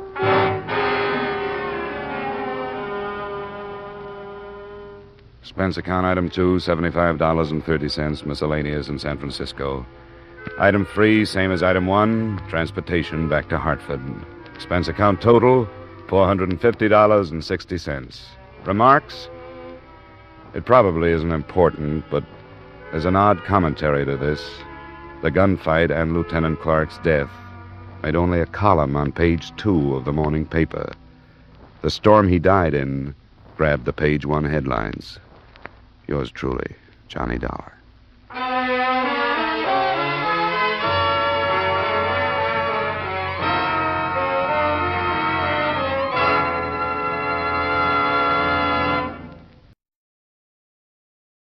From Hollywood, it's time now for Edmund O'Brien as... Johnny Dollar. Mitchell Dollar. Oh, swell. Take some warm milk. You'll be asleep in an hour. I'm sorry to wake you up, but this is important. Okay. How fast can you get to New York? Pretty fast. If you let me get out of bed and slip on some clothes, I might make it in a couple of hours. Well, it's 5:30. Get to the New York office by the time it opens. Unless I get a 40-mile tailwind, you're going to be an awful liar. What's this all about? The double indemnity. A man named Farmer burned to death. He has a wife. She gets $100,000 unless... She likes fires. Okay, I'll get out of bed.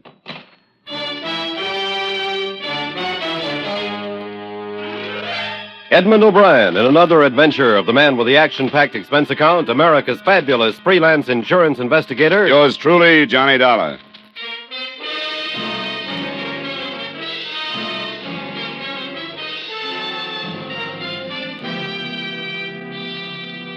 Expense account submitted by Special Investigator Johnny Dollar to Home Office, Great Eastern Life Insurance Company, Hartford, Connecticut. The following is an accounting of expenditures during my investigation of the George Farmer matter. Expense account item 1, $5.80 for gas and a cup of coffee between Hartford and your New York office. Oh, come in, Mr. Dollar. Mr. Mitchell called me this morning, 5 o'clock, said you'd be here. He called me at 5:30. He must have been very sure you'd take the job. He's familiar with my bank account. Here are the briefs on the case. Mr. Farmer was on his vacation in the Catskills, a place called the Sportsman's Retreat. Uh-huh. This is the correct address on the wife? Yeah. Oh, excuse me. Yes? Who? Oh, put him on. Yes, hello, Dr. Evans. Yes. Farmer? George Farmer? Yes, that's right. Our investigator's here now. All right, I'll have him come right over. Certainly. This is Dr. William Evans, one of our insurance doctors. He says he has some information on the Farmer case. Oh? He was the one that okayed Farmer for the policy. He's in the Equitable building. You better go on over. He says it's rather important.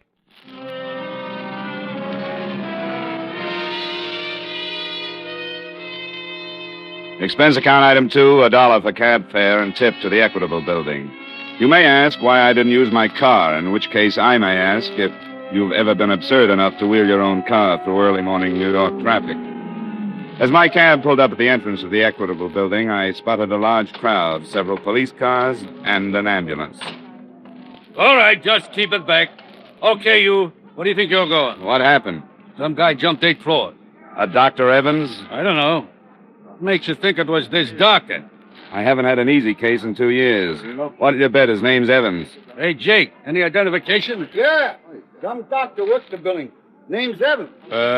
Be glad you're not a betting man, Sergeant. Wait just a minute, Joe. Sure. Hey, Jake, come here. What is it?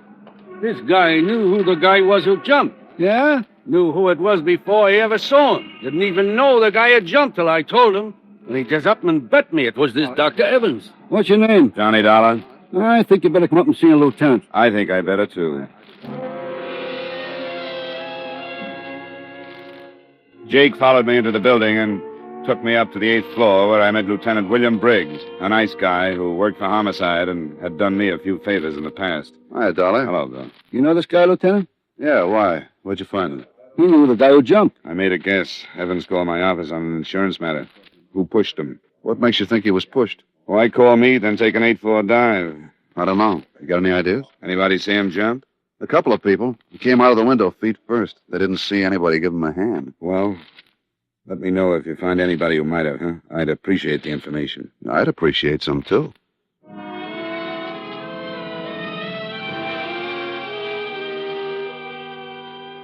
Expense account item 3, $1.50 for another cab to the home of Mrs. George Farmer. On the way over, I tried to put the first pieces together.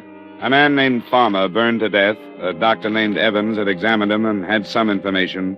Evans winds up dead on the sidewalk. Answer, maybe Mrs. Farmer had it. Come in, Mr. Dollar. Thank you. It's going to be another hot day. I think everybody should have air conditioning, don't you? Definitely. Just make yourself comfortable. Can I get you something cold? Oh, no, thank you. I'd like to ask you some questions, Mrs. Farmer. About my husband's death? Yes. I've already talked to Mr. Arthur from your office, and I've told the police everything I know. Do you know a Dr. Evans? Dr. Evans?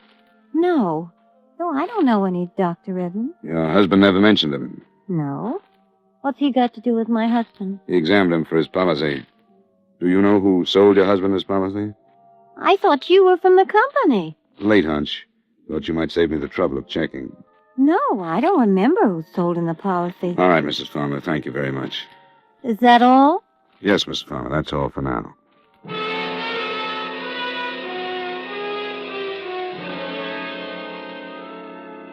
Expense account item 4, $1.15 for another cab back to the offices of Great Eastern Insurance, where I looked up the name of the agent who sold Farmer his policy.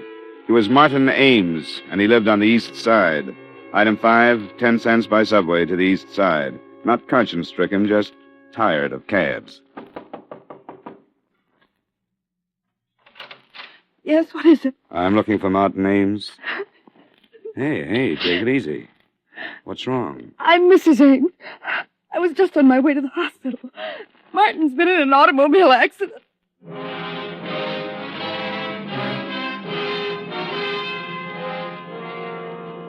Expense account item 6, $8 for a cab. Fast and necessary. $3 for the necessary, $5 for the tip to make it fast. Nurse? Yes? I'm Mrs. Ames. I was told my husband... Oh, yes, Mrs. Ames, if you'll just have a seat. Who's in charge of the case? Dr. Gerson, I'll call him. But I want to see my husband. Can't I see him? You'll have to see Dr. Gerson first. But I want to know how serious it is. I should be with my husband if it's If serious. you'll just be patient for a moment, I'll get Dr. Tully. Come on, Mrs. Ames. Let's sit down over here. Come on. Now, just try and take it easy. Everything's going to be all right, please. Dr. Gerson, third floor reception. Dr. Gerson, third floor reception, please. Hello, darling. Ah, hello, Bill. Dr. Gerson, No, this is Lieutenant Briggs, Mrs. Ames. police officer. Just a friend. Nothing about my husband. No, Dr. Gerson's the man you want to see. Can I talk with you, darling? Yeah, sure. You'll excuse me, Mrs. Ames? Yes, of course. You'll be all right? I'll be all right. Okay, Lieutenant. This is far enough. About her husband? Yeah. Died 5 minutes ago.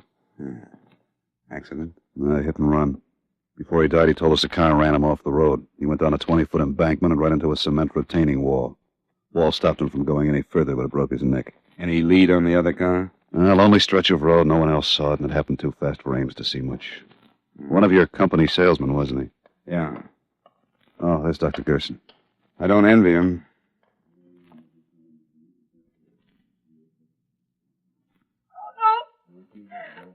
Oh, dear God, no. Come on, Briggs. This is turning into a rotten mess.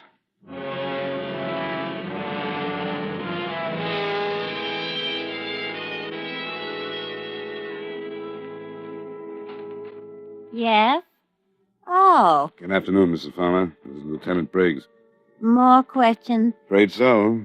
Come in. Sit down. Thank you. Miss Farmer, 2 men have been killed today. Both of them knew your husband. What are you getting at, Lieutenant? I'm not sure. Where were you at the time of your husband's death? Right here. Right in this apartment. Why didn't you go with him to the Catskills? 'Cause I didn't feel like it this year. He's been going to Catskills every year for the past 15 years, and I was getting tired of it. Are you trying to imply that my husband's death was not an accident? We're just trying to find out why 2 men were killed. What have these 2 men got to do with my husband? Who are they? One was the doctor I mentioned this morning.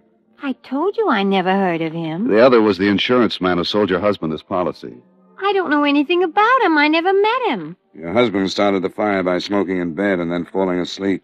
I guess so. How would I know? Was he in the habit of doing that? We've done it once or twice over a period of 15 years.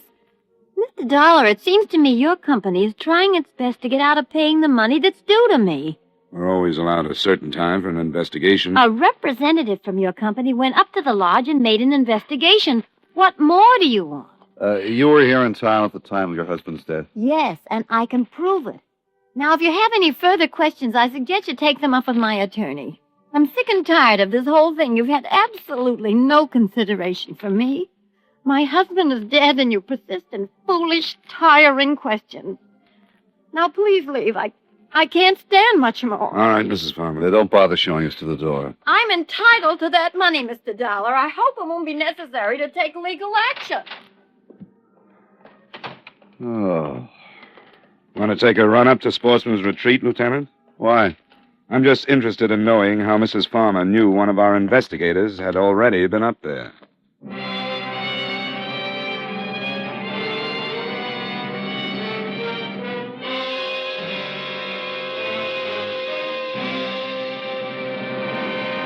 We will return you to the second act of yours truly, Johnny Dollar, in just a moment. A brilliant orchestra leader and a rising young singing star will be found at CBS, the star's address, starting tomorrow. Guy Lombardo and his famous orchestra are taking the place of Jack Benny, and Mario Lanza, the sensational tenor of records and films, will be heard on most of these same stations in place of Edgar Bergen and Charlie McCarthy. Be listening for their programs every Sunday, won't you? Now, with our star Edmund O'Brien, we return you to the second act of yours truly, Johnny Dollar.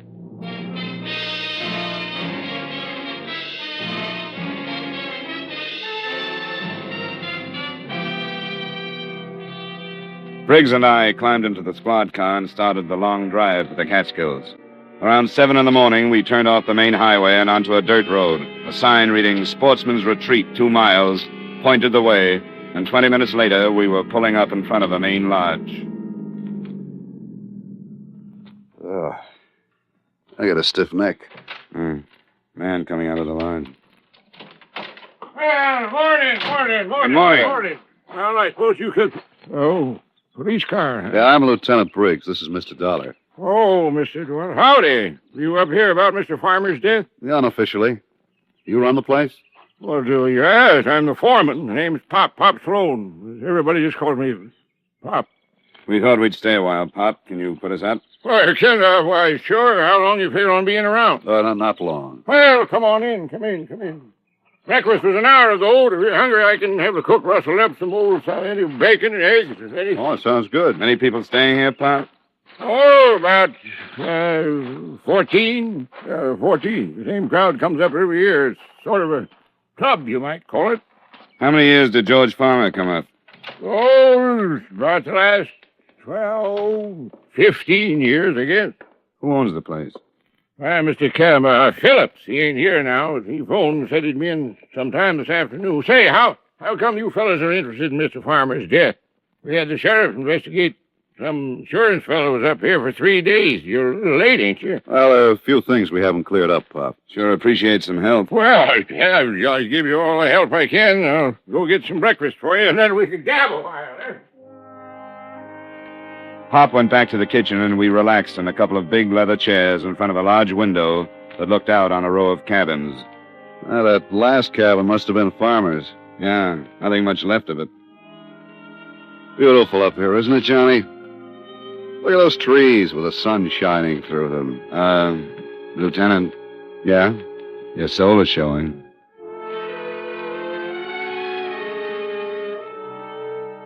It was beautiful, all right. The cabin stood in a clearing, fronted by well-kept paths and backed by tall trees. Pop came in with enough bacon and eggs to feed a platoon of tapeworms, and we talked. Hey, where is everybody, Pop? Oh, out fishing. We get up about 4. It's about 4:30 around here. Many of the men bring their wives? Bring their wives. Well, some of them. Mr. Farmer used to bring his up every year. He was the most beautiful, fine-looking woman, Mrs. Farmer. Didn't come up this year, though. Too bad, too. Oh, really? Why? Well, I might have saved him. Maybe she'd have been here. She might have caught him with a cigarette before he went to sleep. Well, who discovered the fire? Who did? Well, we all saw it, but it was too late. The time we got there, the whole place was burning. By the time we got the hoses going, there wasn't much left. You say you all saw it? Where were you? Where were we? Why, we was up the Willow Peak cooking out. It's about 3 miles from camp.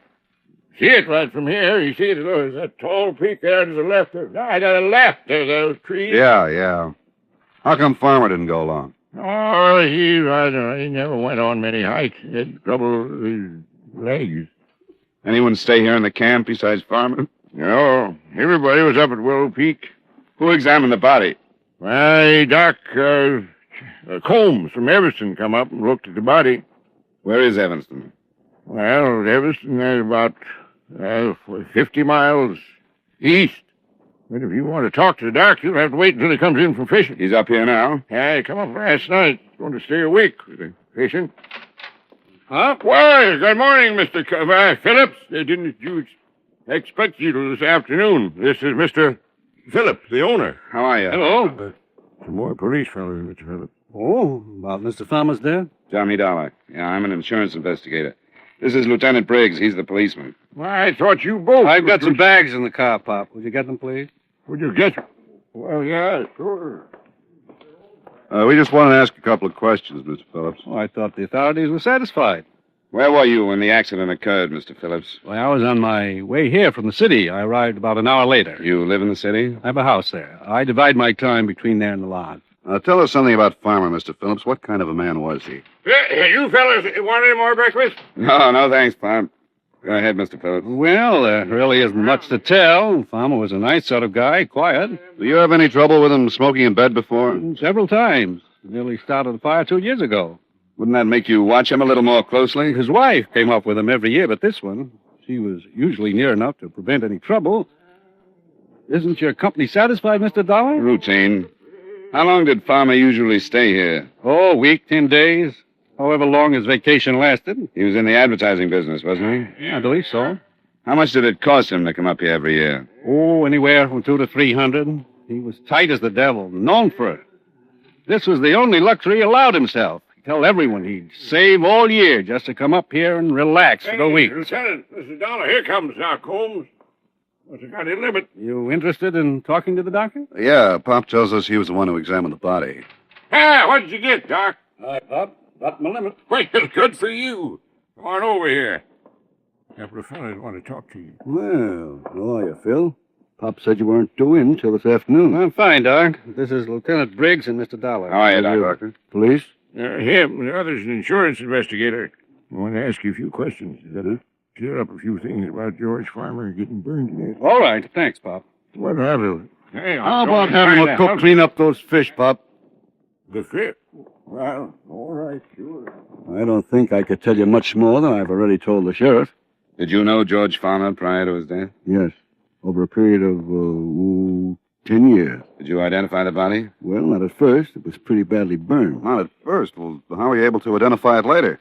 Well, when they told me that George had a broken wrist, I found the broken section of bone and identified it. Broken wrist? Yes, Mr. Dollar. When George arrived, his lower arm was in a cast. He told us that he'd broken his wrist the week before. What day did he arrive? Tuesday of last week. Which wrist was broken? The right one. Would you say he could move his fingers well enough to write? Depends on how recent the accident. What are you getting at, Dollar? Do either of you know where Farmer had his wrist treated? No. Dollar, would you mind letting me know? Briggs, can you call the precinct and have a man check and find out where Farmer had that wrist treated? Sure, but I don't see why. George Farmer had to sign that insurance policy, didn't he? Well, he could have done it with his left hand. Go find out when he broke that wrist. And I think I can show you that George Farmer was murdered. Murdered?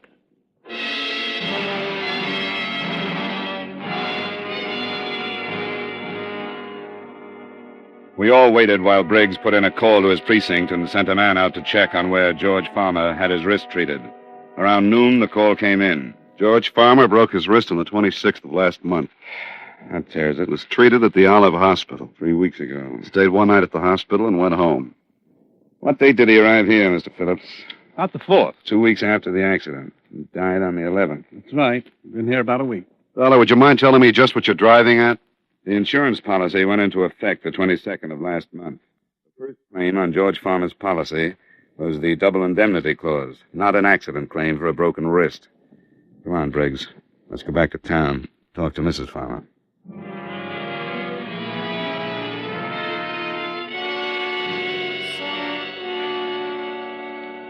All right, what is it this time? We'd better talk about it inside. I promise you, Mr. Dollar, if you continue... We're coming in. Why? Well, all right. We think your husband was murdered. Murdered? That's ridiculous. We feel that you were an accomplice, Mrs. Farmer. Are you serious? Very. We just had the lab make a check on the insurance policy. The signature and the fingerprints were from the right hand. Of course they were. So your husband didn't have a broken wrist at the time? No, we did that sometime later. Would you swear it's his signature on the policy? Of course it's his signature. I went to the doctor with him. I thought you said you didn't know Dr. Evans.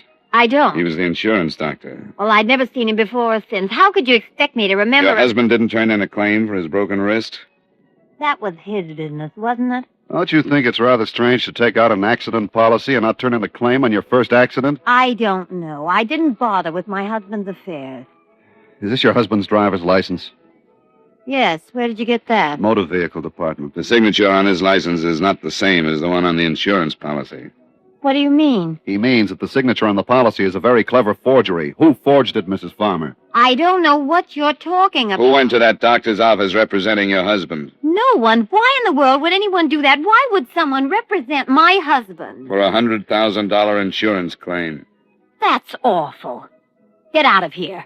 That's not true. I'll sue you for saying that. Your husband wouldn't take out a large policy on himself, so with someone's help, you took one out for him and planned his death. Who was in on it with you? Who killed your husband up at the lodge? Get out! Get out! It had to be someone at the lodge who knew what cabin he was in. No! The insurance salesman and the doctor were both killed because they could identify the man who took out the policy as not being your husband.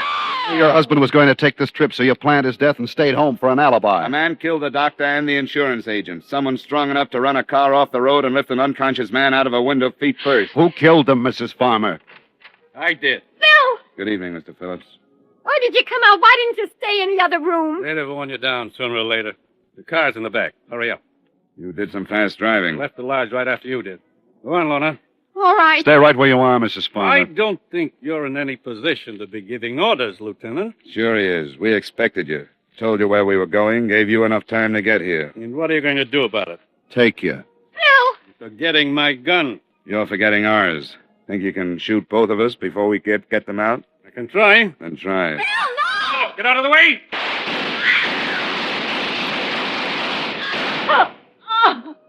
Dollar? Okay. Just a little scared. Girl's hit. Phillips is pretty dead. Mrs. Palmer? Yeah. I'll get an ambulance. Want to tell them about it? Oh, all right. Don't make any difference now. Phillips killed your husband and the other two men? Yeah. We fell in love 3 summers ago. But he planned it. The whole thing was his idea. Sure, I know. The state is pretty narrow-minded about those things, honey. A guy like that gets ideas and gets dead for it. If you like his ideas, you just have to get into some kind of trouble along the way.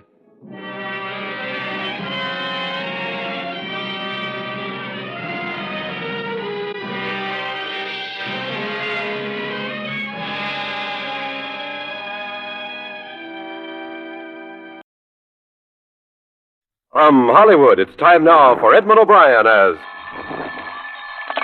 Johnny Dollars? This is Lieutenant Reese down at Homicide. Oh, morning, Lieutenant. Did you hire a private detective named Douglas Taylor?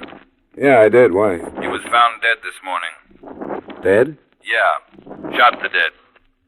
I want you to come down and answer a few questions.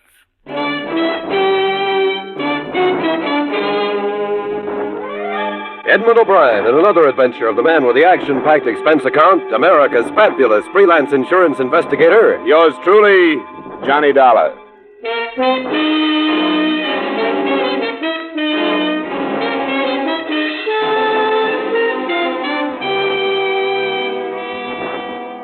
Expense account submitted by Special Investigator Johnny Dollar to Home Office, Great Eastern Insurance Company, Hartford. I don't know how much responsibility you will want to take for these expenses, but I hope you realize that a large share of them were incurred in an effort to protect the company. The following is an accounting of expenditures during my investigation of the Douglas Taylor matter. Expense account item 1, $1.20, cab fare from my apartment to Hartford Police Headquarters, Homicide Division. Yes, sir?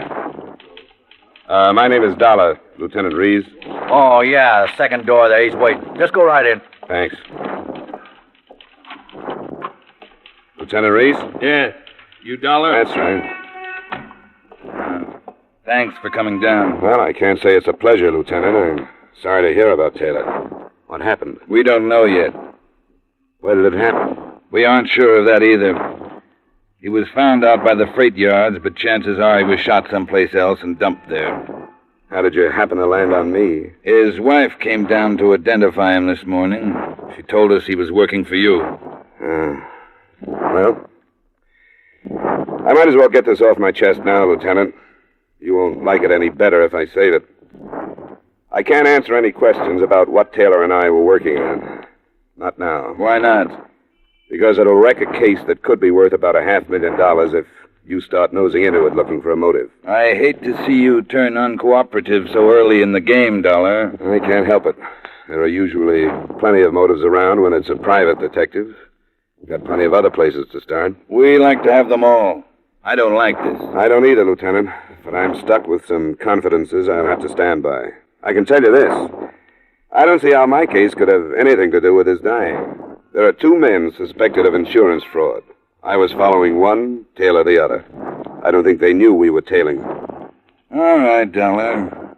I guess I can understand the spot you're on. I'll talk it over with the people that hired me, but I can't open it up until they give me the word. How long had you known him? Oh, about 2 years, I guess. Not well, but he was a good, careful worker, and I hired him when I needed somebody. Did he talk to you about any trouble? No, he never said a word. How well do you know his wife? I met her twice. That's all. Both times she came with Taylor when I had a check for him. She seemed like that kind of a wife. That's as well as you knew him, huh? That's it. I'm sorry. Yeah. It brings us back to that $500,000 you mentioned, doesn't it? That's enough to hold you on, you know. I knew that when I told you. It's up to you. Beat it. If you ever need some help from us, I hope I'm on hand to turn you down.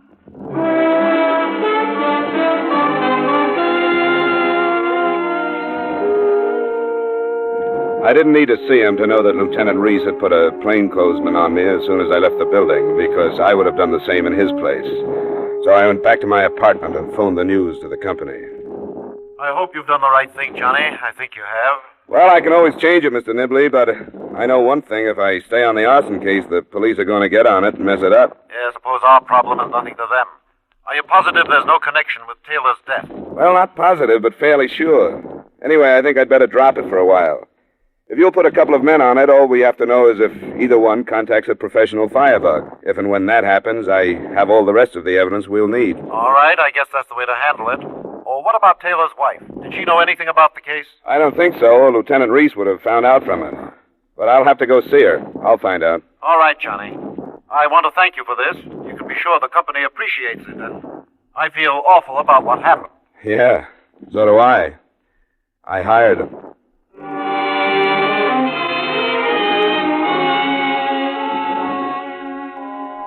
It's all right, Mr. Dollar. I'm glad you came over. Doug spoke obvious so often. Sit down. Thank you, Mrs. Taylor. Well, there's no way for me to say what I feel about it. Of course there is. I do want to clear your mind and my conscience on one thing, though. Doug wasn't killed because he was working for me. I'm sure of that. It wouldn't have made any difference if he had been. Doug was 40 last month. He was 21 when I married him in New York.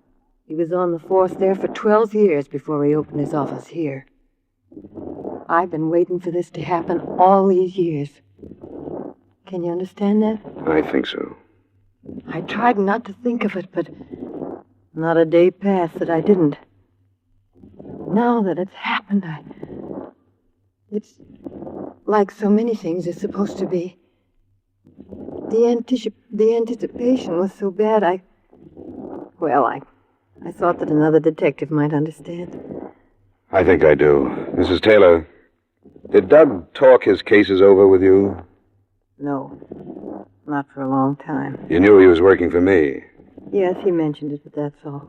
He liked you a great deal. He didn't speak of any trouble or the chance of any? No. I suppose it's my fault that he didn't. He knew I worried too much as it was, and he never told me anything. Do you know if there would be any specific reason for his being killed? I mean, outside of his work. What do you mean?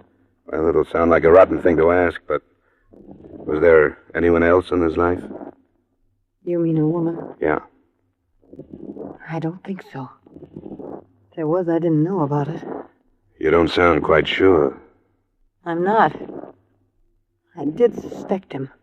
It was one of the things that kept gnawing at me all those years. But I never found out anything. I hope you're telling me everything, Mrs. Taylor. I am. That's the way it was, being married to him. I was alone so much, I know I thought about things too much, but I couldn't help it. Yeah. Who were some of his friends, Mrs. Taylor? I don't remember that he ever mentioned any to me. He had a few friends here in the neighborhood. Then there's the man who was his partner for a while, Henry Varner. Never heard of him. Where is he?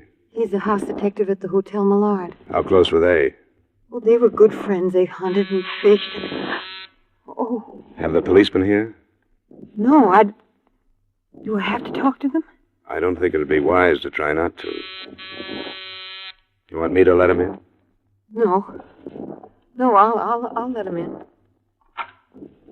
Hello, Mrs. Taylor. You feel up to answering some questions now? Yes. Yes, I'm all right. Thanks. I'll try not to take any more of it. Lieutenant Reese? Got everything taken care of? What does that mean? Did you get her story rehearsed? Climb off, Lieutenant. I don't play that way. What's this man doing here, Mrs. Taylor? My husband was working for Mr. Dollar when he was killed, so he came to see me. Has he been asking you questions? Yes. What kind? Look, Lieutenant, $9. What kind of questions, Mrs. Taylor? About Doug being killed. Did he tell you how to answer police questions? No. That never came up. Dollar, how much information on this insurance case did Taylor have in his office? No reason for him to have any. Why? The office had been torn to pieces by the time we got to it this morning. All or part of the motive was there, and somebody came back after it. You'd better clear yourself of this mess, Dollar, or I'm going to see to it that you're put right out of business.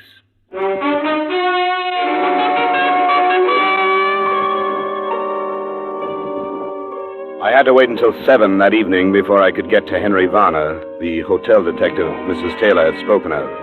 He was the slight, dark type with a hairline mustache and too much aftershave powder. The kind of house dick that usually causes the feminine guests the kind of trouble they're paid to stop. Yeah, I had a little deal cooked up this afternoon. The kind where you don't leave a phone number where you can be reached. You know what I mean. Yeah. Yeah, what a doll. Hey, what's behind this Doug Taylor mess anyway? I haven't read the evening papers. Hasn't broken yet. His wife told me you and Doug were good friends. Oh, yeah. We used to be partners for a while. We used to get out of town once in a while. Hunting and fishing? Yeah, that was the pitch. When did you see him last? Yeah, let's get out of the lobby and go in the office, John.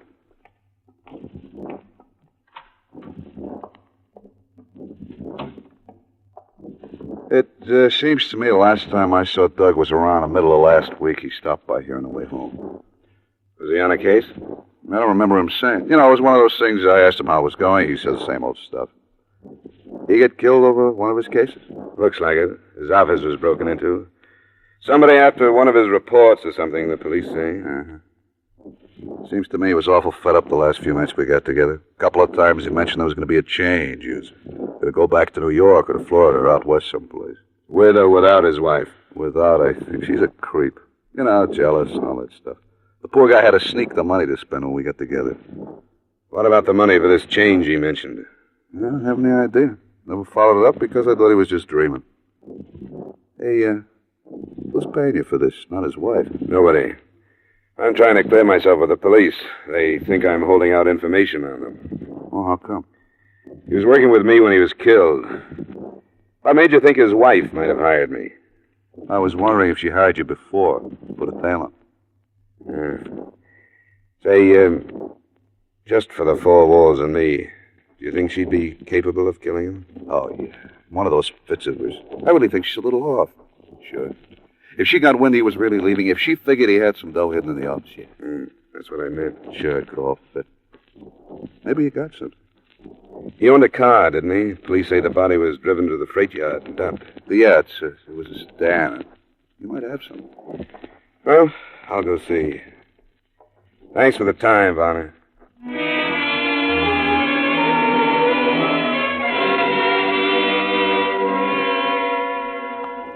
It was dark by the time I got across town again and back to the Taylor duplex. I happened to look up at their second-floor apartment, and I saw a light switch on behind a drawn shade in one of their rooms. If I hadn't done that, a number of things would not have taken place.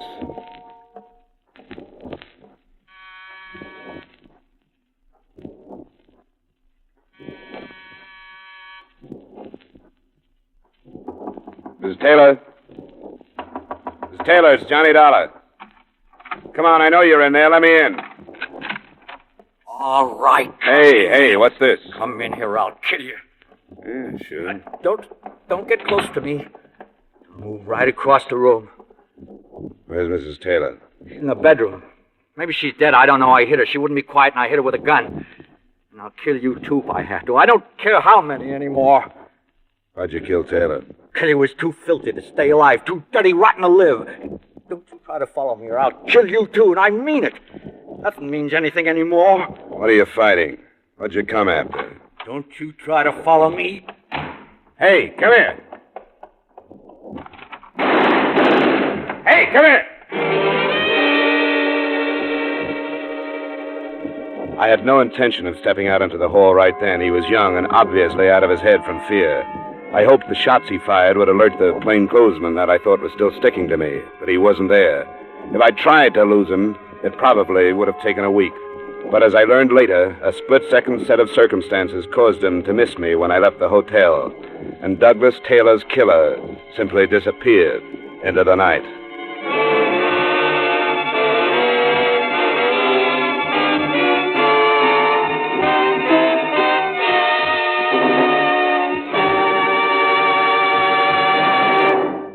We will return you to yours truly, Johnny Dollar, in just a moment. 2 more great shows climb aboard your CBS radio bandwagon tomorrow night. Eve Arden as wisecracking our Miss Brooks returns to dear old Madison High. And the Edgar Bergen Charlie McCarthy show resumes its pot shots at your sense of humor. Listen for Our Miss Brooks, starring Eve Arden, and Edgar Bergen and Charlie McCarthy back in business on most of these stations tomorrow night. Now with our star, Edmund O'Brien, we bring you the second act of yours truly, Johnny Dollar.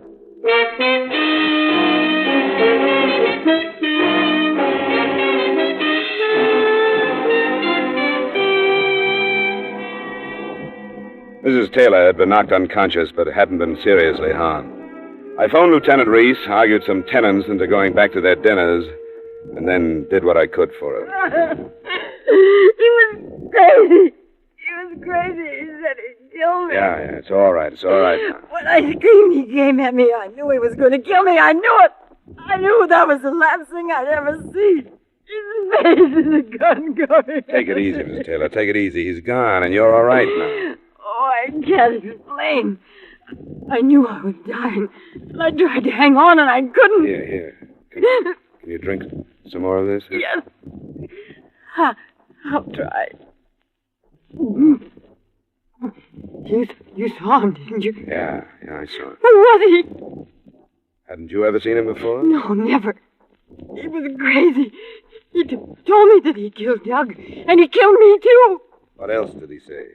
I couldn't understand. Something about how Doug had ruined 2 lives, and I wished he could kill him again. Then I screamed, and he came. What he said mean anything to you? No. I didn't understand any of it. I wanted to ask him why he came here. He was looking for something. Tore the place to pieces. Must be the same one that broke into Doug's office. I don't understand any of it. Oh, I'm so scared. He was going to kill me. Please, Mrs. Come on. Oh, come on. Try to relax. Get hold of yourself. Police are on their way, and they'll want to talk to you. I'll wait for them in the living room.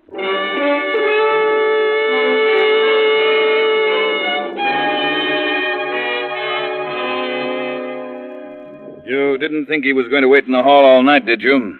Why didn't you go out after him? One of your men has been tailing me since morning. I thought he'd be outside and that the 2 shots would wake him up. Where was he? How hard did you make yourself to follow? I didn't give him any trouble. A Boy Scout could have stayed on me. Then Parker is probably following the boy. How long did you have to study him? Less than a minute, but I think I can give you a fair description. Let's have it. Well, he's about 5'9", between 17 and 20 years old, I'd say. Fair complexion, small features, brown wavy hair, brown eyes, very white teeth, and what looked like a mole above his right eyebrow. No other marks? Not that I saw. He's wearing a ring on his left hand. I couldn't see it too well, but it could have been a class ring. How about clothes? Well, no hat, white shirt without tie, it was open. Flannel slacks, brown tweed jacket, and brown wingtip shoes. His clothes were well cut, looked expensive. What kind of gun? Revolver, Smith & Wesson, .38 with a black rubber hand grip. You're sure of all this? Of course I'm sure. You think I'm making it up? I can't forget you're holding out a $500,000 motive on me. You'll feel better if you do. You talked to witnesses that heard the shots, didn't you? You could have fired them. With what? I'm not carrying a gun. You could have got rid of one. Go look for it, Lieutenant. Then you can stop making an ass of yourself. Watch it, Dollar. You're doing a pretty good job of needling me. If you'll stop riding your badge for a little while, we can get together and make some sense. Go ahead. Doesn't it seem obvious that Taylor had something on this kid? Something big enough to be his motive? There must be a record of it. The kid missed it at the office, or he wouldn't have come here. And I'm sure he didn't take anything out of the apartment. So it must be around someplace. If you're all through, go sit down someplace. What's the matter with it? It's nothing, that's all. We've gone through every file that was in Taylor's office, and we went through this apartment. There's nothing hot enough for a killing, nothing. Then why did the kid show up here? I'll work on that when I'm convinced he did. None of the witnesses saw him, you know. Nobody did. Nobody but you and your friend, the widow, in there.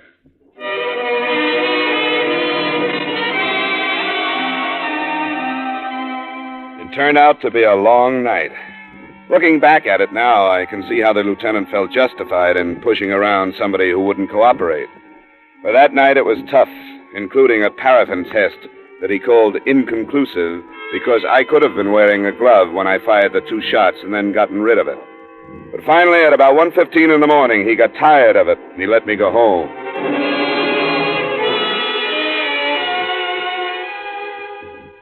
I didn't leave my apartment the next day except to go out after the extra editions that called me the private investigator whose position and importance in regard to the case is not clear at the moment. At 9 that night, I was at home again and the door buzzer sounded. I thought it was a delivery boy bringing some liquor I'd ordered. Hey, you're fat. Go on. Get back inside. What do you want here? Go on back up or I'll kill you. You know I will, don't you? You look crazy enough to. But it'd be stupid. You'd never get out of this apartment building. What's the matter with you anyway? What do you want? You were in with Douglas Taylor, weren't you? What do you mean? He told us about you. When did he tell you? That he brought somebody else in for protection. He said we'd never find out who it was. But I did find out, didn't I? You're pretty mixed up about something, aren't you? Ah, don't lie to me. If you'd only stopped when he told us you were going, none of this would have happened. But you didn't. He kept coming back. We told him to have to stop some way. We couldn't pay anymore. We got nothing left. Now, wait a minute. Now, you wait. Now, he had a file on me, and I gotta have it. And if you don't give it to me, I'll kill you. We've gotta have it. I haven't got it. Ah, that's what he said, and it didn't do any good. I killed him anyway. Won't do you any good to lie now. I'm not lying. Yes, you are. It won't do you any good. Don't you know that? You're way wrong. Now, listen to me. No, I won't. You told me that you killed Taylor because he lied to you, didn't you? Yes, I did. And I believe you. I believe that you'd kill anybody who you thought was lying to you. And I will. I know you would. Now, listen. Since I know that if I had a choice of telling you the truth and saving my life or lying when I knew you'd kill me, wouldn't I tell you the truth? Well, huh? If I had your file or whatever it is, wouldn't I give it to you to save my life? All right, then give it. I don't have it. I don't have anything of yours. I don't know who you are. I don't know your name. All I know is that you're wrong. You're mixed up, confused. You think I'm someone I'm not. Oh, Taylor told me about you. What did he say to make you so sure that he meant me? You came to his apartment. You were the only one, and you were in the paper. If I was mixed up in anything with Taylor, I wouldn't have come to the apartment. I would have stayed as far away as I could. Don't you see how wrong you are? You've got everything wrong. But you knew him. A lot of people knew him. I hired him once in a while, that's all. I don't know what you're talking about. You can believe that. Well, I gotta go. Where? You don't know where to go, do you? Oh, I shouldn't have come. If I'd been able to think, I wouldn't have come. But I don't think anymore. I just do things. My life's all winding up, and it goes faster and faster, and I can't stop it. And, Douglas Taylor did all this to you? No, not all of it. Part of it I did myself. I don't know anything about it or about you. But I feel sorry for you. You're driving yourself crazy, aren't you? I did what I had to do. Now, why don't you sit down and... Hey, what's that? Who's that? Don't answer it. I won't. It's just a boy bringing some liquor outside the door. You're lying. Please, they're coming in. No, it isn't the police. He just put the liquor down against the door. See? Now he's gone. I don't believe you. Why would the police come here? Because they're looking for me. Not in my apartment. You can believe that. See? There's nobody there anymore. The police would be breaking in by now. Yeah, it was a delivery boy. Sure it was. You got nothing to be afraid of. I don't think anymore. You're a nervous wreck. You know why? Yeah, I know. Because you're fighting something you know you can never beat. I've been doing that all right. Don't you know you'd be 100 times better off if you gave yourself up to Taylor's killing? No, I can't do that. Why not? I can't. I gotta get away. You'll never get away from this. Then I'll die. Taylor was black. What did he have on you? How did you know that? There's be a lot of it these days. Be as bad off as you think if you... This isn't even important any... Go! What is important like this, huh? A family? What makes you think I... Because it sticks out all over you. A father with a fur collar on his overcoat and a mother who belongs to every civic club in town. All right, and a sister engaged to a lawyer. That's why I can't give myself up and have our name all over the papers. That's why I gotta find that file Taylor had and get rid of it and then get away. I've almost ruined the family now. Dad's been bled dry, keeping Taylor from turning my name in. And now they don't have to pay anymore. What do they think about his being dead? Well, they asked me, and I told them I didn't do it. I think they believe me. It's all right. Anyway, it's better now than it has been for the last 2 years. That long? Yeah, 2 years. It started when Dad got a feeling about what I was doing. He hired Taylor to find out, and when he finished his job, that's what he threw at us. Hey, wait a minute. Where you going now? Wait a minute. Gotta get a light if that's okay. I live here, you know. Oh, I gotta go. I don't know why I've talked like this. You wanted someone to talk to. I'm not as sorry for you as I was because I think you're playing it stupid. Well, I don't care what you think. I did what I had to do, and I know what I gotta do now. You ought to give yourself up, and you know it. Now, I'm through talking sense. If you want to blow it all up your way, go ahead. I know what I have to do. There's nothing you can do. Now, look. I want you to come down to the ground floor with me. All right, we'll use the stairway. And you know that I'll kill you if I have to. I've gathered that, yes. Well, anytime you want to leave.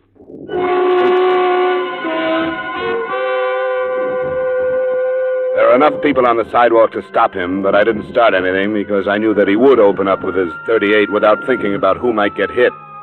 He had the fear-crazed look in his eyes again as he left me just outside the entrance and started across the street. I realized what was going to happen before he did.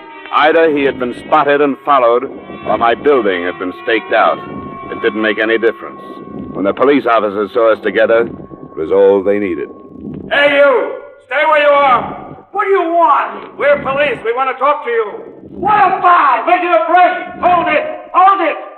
All right, Parker! Marlin! Stop him!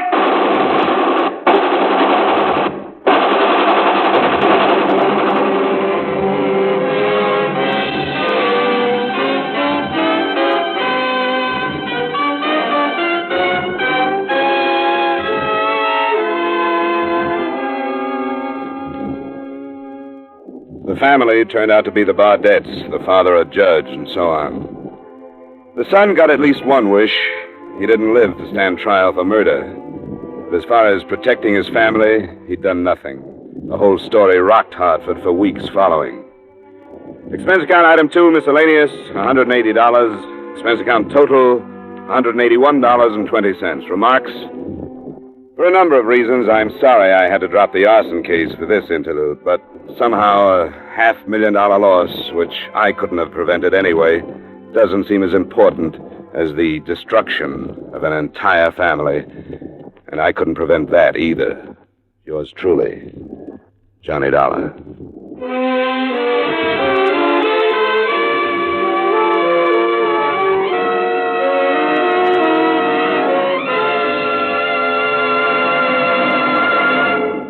Yours truly, Johnny Dollar, stars Edmund O'Brien in the title role and is written by Gil Dowd with music by Wilbur Hatch. Edmund O'Brien will soon be seen starring in the Paramount picture Silver City.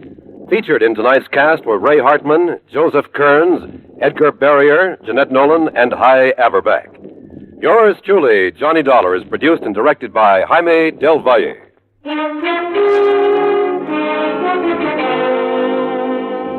This is Dick Cutting, inviting you to join us next week at this time when Edmund O'Brien returns as Yours truly, Johnny Dollar.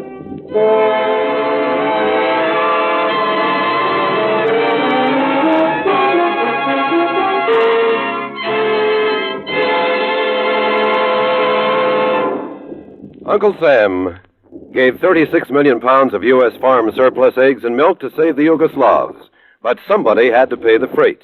CARE undertook to raise it from the American people, and at $5.35 per 300-pound package, the people gave. 3 million Yugoslav mothers and children have already received the CARE eggs and milk, but with a month to go before winter closes down the program, 1 million remain to be reached. You can reach 100 with only $5.35. Mail it to your local care office, or to Care Los Angeles, or Care New York.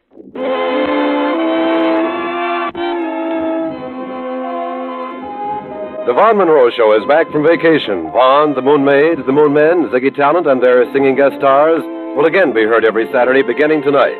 In fact, on most of these same CBS radio stations, Vaughn returns to action, takes place immediately following station identification.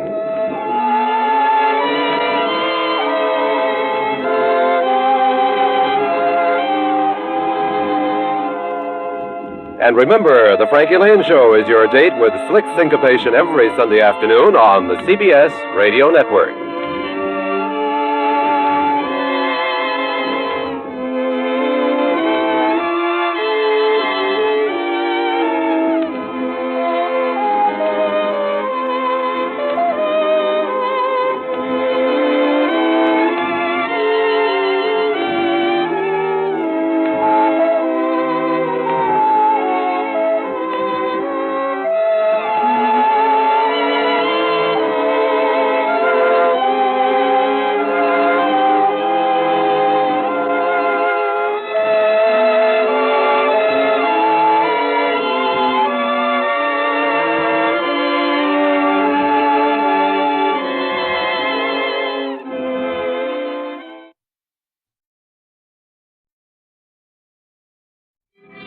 Expense account to Homicide Bureau, Department of Police, City of Hartford, Connecticut.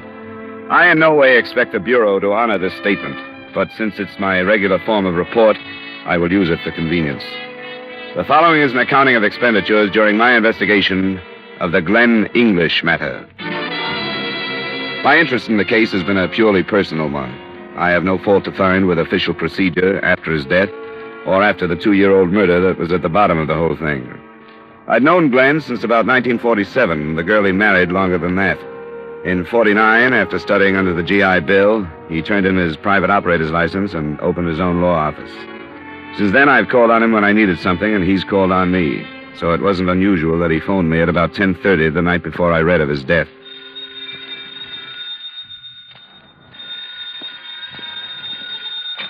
Johnny Dollar. Hi, Tin Star. Who's this? That champion of perjured testimony? Got any to sell? Nothing that you could afford. How are things, Glenn? Okay.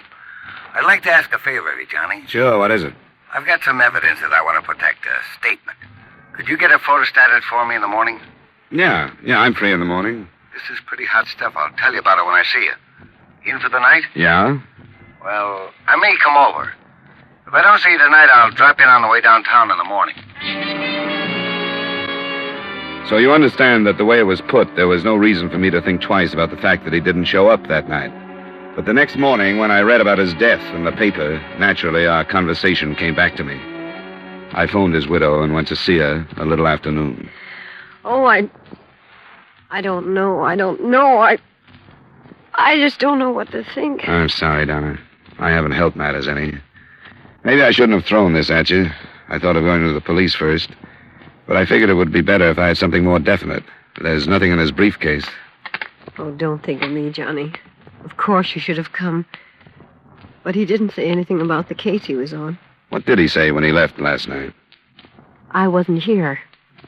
He called me from his office about 5:30 to say he'd be late again. Asked me why I didn't go to a movie or something. So I did. So I didn't see him. Oh, John. Johnny, I don't know what I'm going to do. I know, honey, I know. And that part of it's up to you. Nobody can really help you with that. It did happen, didn't it, Johnny? I'm not going to open my eyes and see him next to me. And everything all right again. Oh, I used to dream that way sometimes. Donna, please. But not this time. Now I wish I could never wake up. Is somebody going to be staying with you? I'm going to his mother's house. I can't stay here. You shouldn't try. I'll talk to his secretary and then go to the police. I'm not helping any, am I? Oh, it's all right. Are his, things still downtown? His things? His clothes and so on. Yes. They wanted me to bring them, but I couldn't. They'll send them in a day or two. I'll try to help, Johnny. I'll try to think. But right now, I don't remember his saying anything. He did say, "Goodbye, darling," on the telephone. That's what I keep remembering.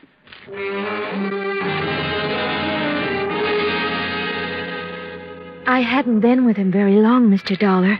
Not long enough to know as much about his business as much as some secretaries know about their employers. You know what I mean. Yeah.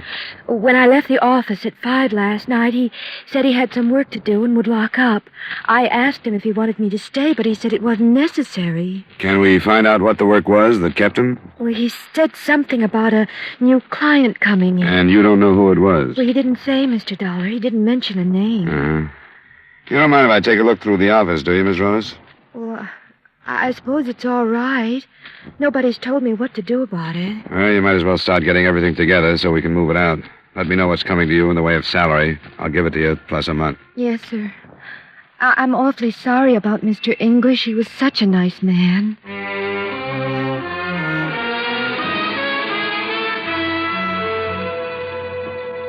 I didn't really expect to find anything of value in his files, and I was right. Most of his cases were unimportant civil suits. The only thing that even hinted at possible planned murder was our phone conversation. I realized how vague it was, but I decided to come to the police anyway. I was received by your Lieutenant Frank Dolger, who sent for the reports on the case and led me to his office. Yeah, sit down. Thanks. Well, I don't know, but the way I see it, you haven't given us enough to launch a full-fledged murder investigation. Yeah, there's much I realize there. He was a friend of yours? Yeah, but I'm not the kind to stir things up just because of that. He said he had some hot evidence that he was going to bring over, and he was killed between his apartment and mine. What kind of evidence? Only that it was a statement he wanted to protect. He used that word, Lieutenant, protect. I suppose you could say he might have meant against fire or something like that. Well, the point is, Dollar, that his being killed could make things seem to be more important than they really are. Yeah. It's easy to read meanings into things, situations like this. You've probably run into it yourself. Yeah, I have. Didn't you say he thought he'd drop by in the morning? That's right. Well, then he wasn't necessarily on his way to your place. Maybe he went out for cigarettes or something. Well, I thought of that, but it doesn't hold. There's a drugstore a block away from his apartment. It's in the opposite direction. I can't think of a reason for his being at the intersection where he was found, other than that he was coming to see me. Well, I don't know. Now, I don't want you to misunderstand me. I'm not trying to slough off anything that deserves... come in! Here's the report on that traffic death. Oh, thanks, Wilson. Anything else? No, that's all, thanks. Well, we'll see what we have here. English, Glenell. No, cause of death, multiple fracture of the skull. Internal injuries resulting in cerebral anoxia, possibly tendons. What does it say about his effects? Personal effects upon person. Overcoat, hat, brown two-piece suit. We can skip the clothing. Well, let's see, then. Signet ring, left ring finger, checkbook on Plymouth Bank. Cigarettes, lighter, here. Wallet containing $38. Driver's license, personal business cards, membership cards to, Yeah, there's nothing there. Well, I'm afraid nothing that looks like this evidence you speak of, this statement. There we are again, Lieutenant. It could mean one of two things. That he didn't have it with him and his death was accidental. Or it could mean that it was taken from his body after he was killed. But everything so far is based on supposition. I know it is, Lieutenant. I know that you can't assign a squad of men every time some crank comes in with an idea. If you can bring us anything definite, Dollar. Yeah. Well, believe me, I do understand, Lieutenant. You suppose I could talk to the autopsy surgeon as long as I'm here? Sure. Certainly you can. It's, Dr. Ramsey. And you'll find him a very cooperative man.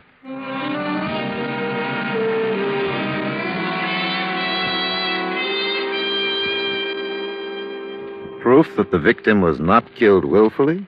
It appears he was struck and thrown against a parked car, his head striking the bumper. But the automobile, as lethal as it is, would hardly be a foolproof weapon to be used in willful murder, would it? No, I guess not.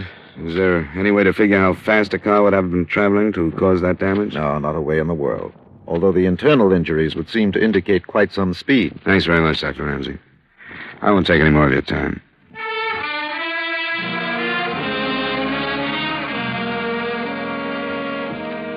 I want to repeat, I have no fault to find with the department. I got nothing but cooperation. The photographic lab showed me the pictures of the scene. The investigating officers gave me their reports. But since everybody's conclusions had already been drawn, I saw or heard nothing that didn't support the theory of hit and run. Everyone agreed it couldn't have been anything else. I turned down a case that afternoon because I couldn't get Glenn out of my mind. I went to the corner where he was killed and poked around in the snow. I didn't know what I was looking for, and I didn't find anything. The people living near the corner had already been questioned by the police and repeated to me that they hadn't seen or heard anything the night before. And that evening, in spite of a promise made to myself that I'd leave her alone for a while, I went to see his wife again. It's all right, Johnny. Something happened to me after I got here and spent some time with his mother. She's so brave, I feel ashamed of myself. I'm okay now. What about you? Oh, I can't get any place, Donna. Can you talk with me about it? Sure I can. Yeah, it's driving me crazy. I saw his secretary, and she mentioned that he was going to meet a new client. When he called to tell you that he'd be late, did he say anything about that? About meeting somebody? No, he'd been working late quite a bit the past few weeks. He had a case coming up in the morning. I know. I went into that at the office. It's not what I'm after. What did he say? Can you remember? Word for word, if possible. Yes, I can. Because I said most of it. I was being a typical wife. I didn't like him working at night, and I lost my temper. I didn't give him a chance to explain anything. That's what I have to remember about the last time I talked to him. Never mind now. Come on. He didn't mention anybody. Just that he'd have to work late. Will you give me the key to your apartment? Yes. I'll have to go through his things, Donna. I didn't want to ask you to let me when I was there earlier, but now I've got to. I've covered every other angle I can think of.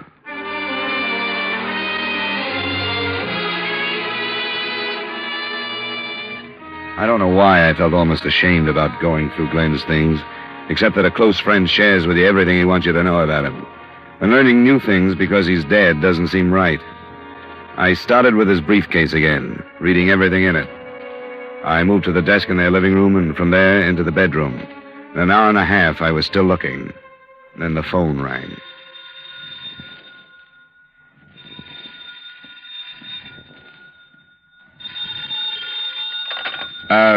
Hello? Is Mrs. English there? No, she isn't. Who's this? My name is Dalla. I'm a friend of hers. I take a message? I've been trying to get her all afternoon. I wanted to tell her that was no accident, how her husband got killed. What's that? He was murdered on account of something I told him. Who is this? I'm not saying. Not now, anyway. You're the client who was with Glenn last night? Yeah, that's right. We wrote up a paper. He told me about it. Listen to me. You've got the information I've been looking for. I've got to see you. You go see Warren Kelly. He's the one that had him killed. Warren Kelly? Who is he? Why would he have Glenn killed? Are you a lawyer, too? No, I'm a private detective. Glenn was one of my closest friends. I've tried to tell the police that it was probably murder, but I can't get any place with him because I haven't had anything definite. If you've got some information, won't you give it to me? You're willing to pick it up after what happened to him? Where can I meet you? All right. If you're game, I am. I sure got nothing to lose. You'll have to come here. I'm being watched. Where are you? You know Caruso's Cafe on Front Street? I'll find it. Ask the bartender for Bruno. But you're sticking your neck out. You're liable to end up where your pal is. Just don't change your mind, Bruno. I'll get there as fast as I can.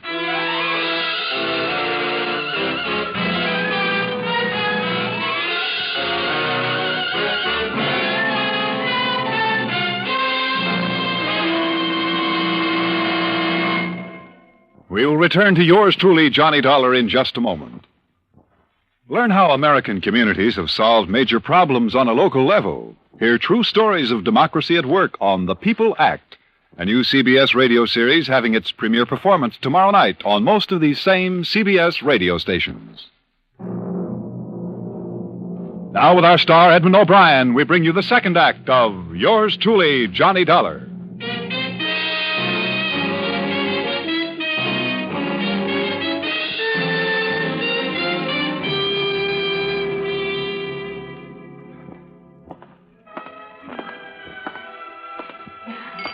Good evening, sir. What do you have? I came to see Bruno. Said you could tell me how to find him.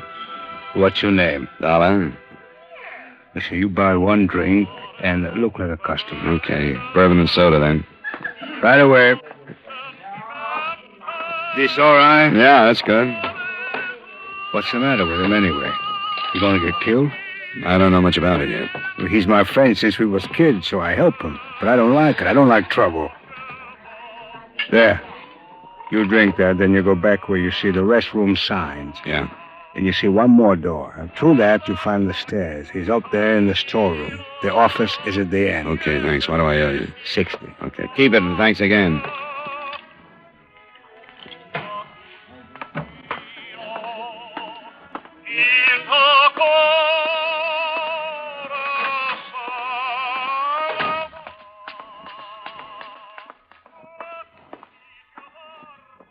Who's that? Dollar? Yeah. All right, I'll turn the light on. All right, come on in the office. Is it Mr. Bruno? Here, it's Bruno Vic. I'm sorry I got your pal killed. So am I. But he didn't have to take you as a client, I guess. What's it all about? How much did he tell you? Nothing except that he had a statement.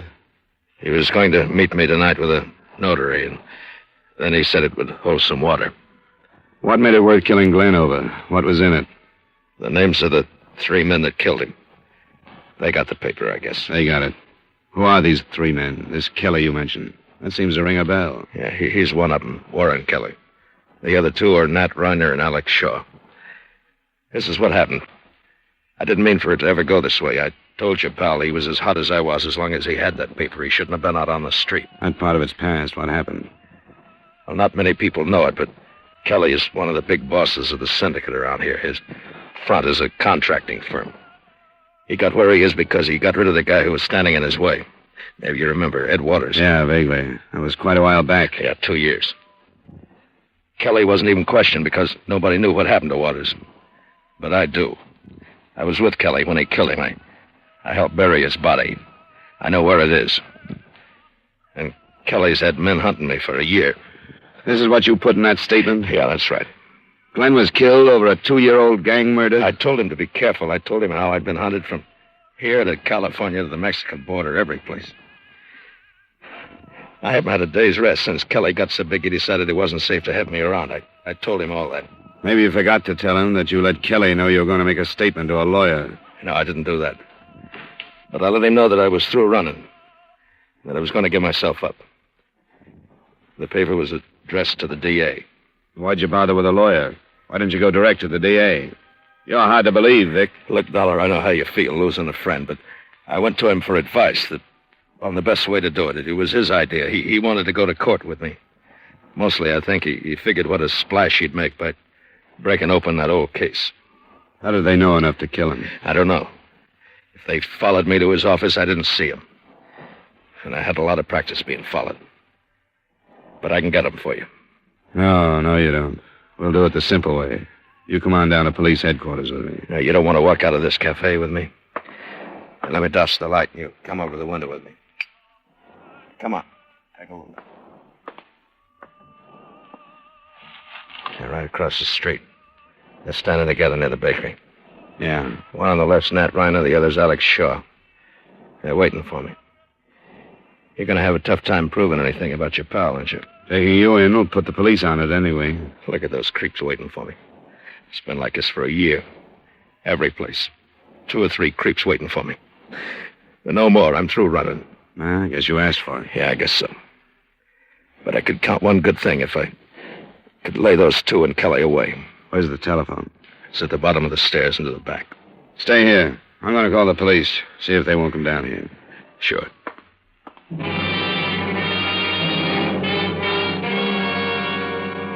I realized that I still faced the same situation. I was phoning in about a material witness and 2 suspects in a death that the police had filed as accidental. Lieutenant Tolger was off duty, and the desk sergeant wouldn't give me his home number. I gave up in something less than 5 minutes, but during that time, Bruno Vic had come down the stairs and passed without my seeing him. The first inkling I had of what he was doing was a shout from the bartender. Bruno, where you go? Hey, Vic, come back! I'm with him. Where's he going? Where are you going? He's got guns! Vic, don't be a fool! Ryder, sure you're waiting for me. What happened? What's going on? Vic, is that Bruno? Bruno, is he dead? Yeah, he's dead. Who's that one in the street?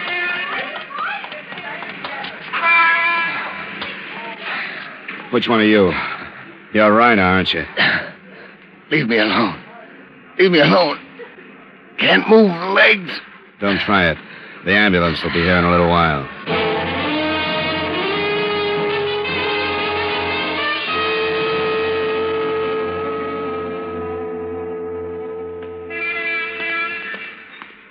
Well, Dollar, they tell me you finally made a murder case of it. I finally have something like evidence that's what it was from the beginning. This one is Bruno Vic.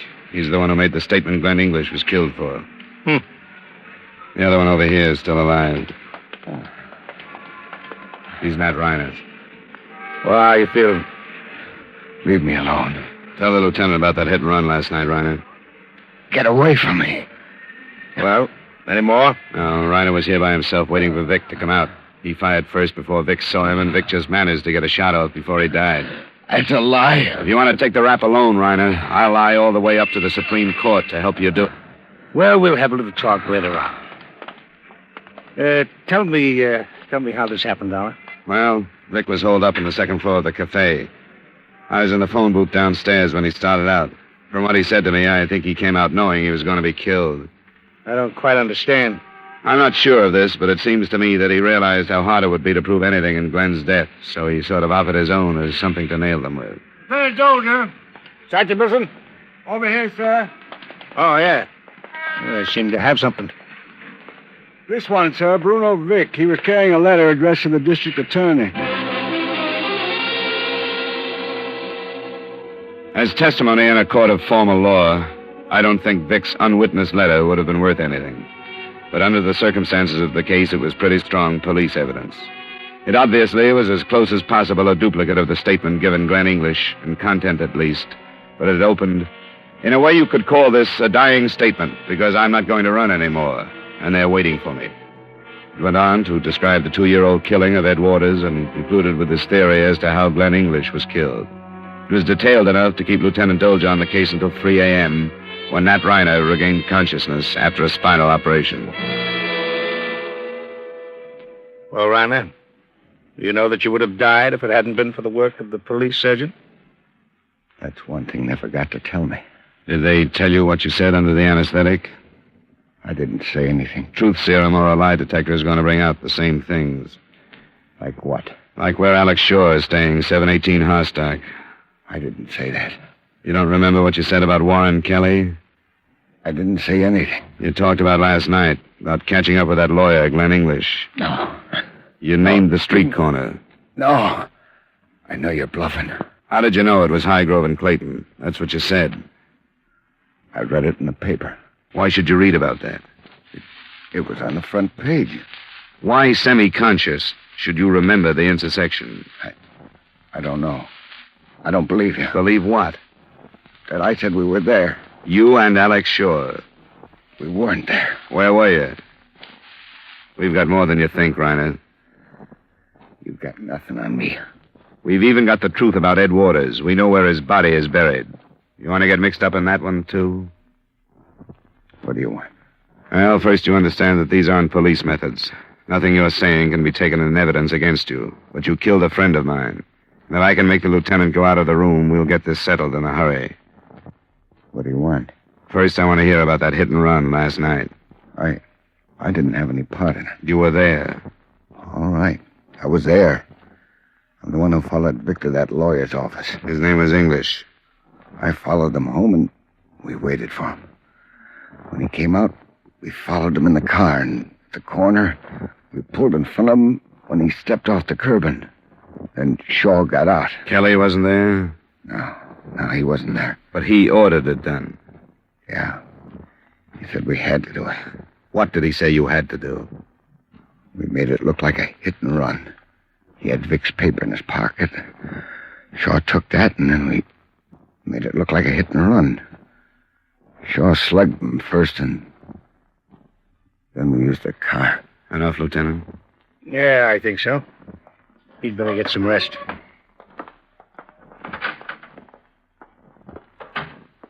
It's pretty late. I have 2 squad cars standing by to go after Alex Shaw. I didn't mean it was too late for that, Lieutenant. Do you think he'll be there? He's there. I got a report he arrived not 20 minutes ago.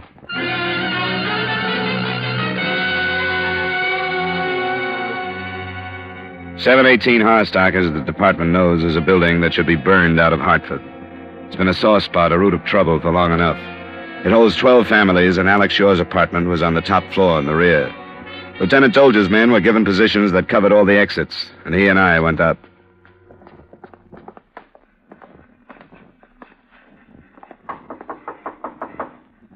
Yeah?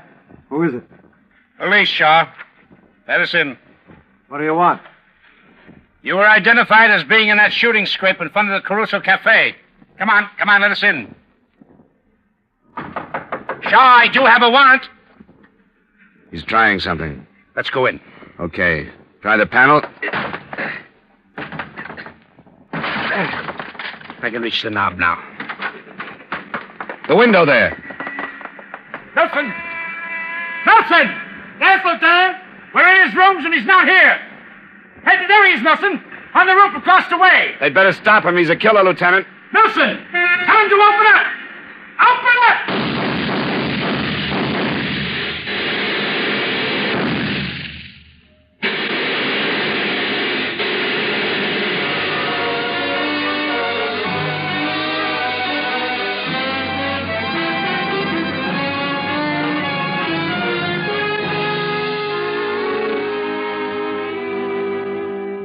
I won't bother with any final entry or any expense account total, since this statement will only be read by the police.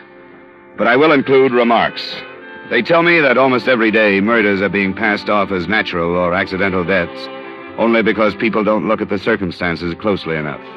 I'm proving nothing. If I'd been a better friend, I'd have walked halfway and met Glenn English before he was killed. Yours truly, Johnny Dollar.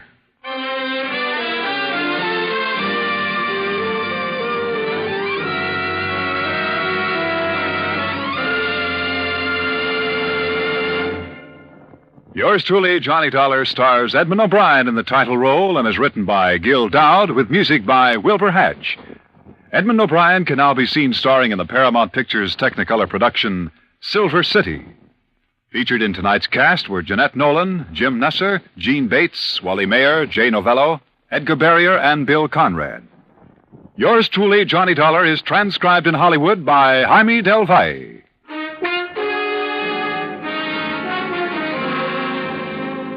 This is Dan Cumberly inviting you to join us next week at this time when Edmund O'Brien returns as... Yours truly, Johnny Dollar.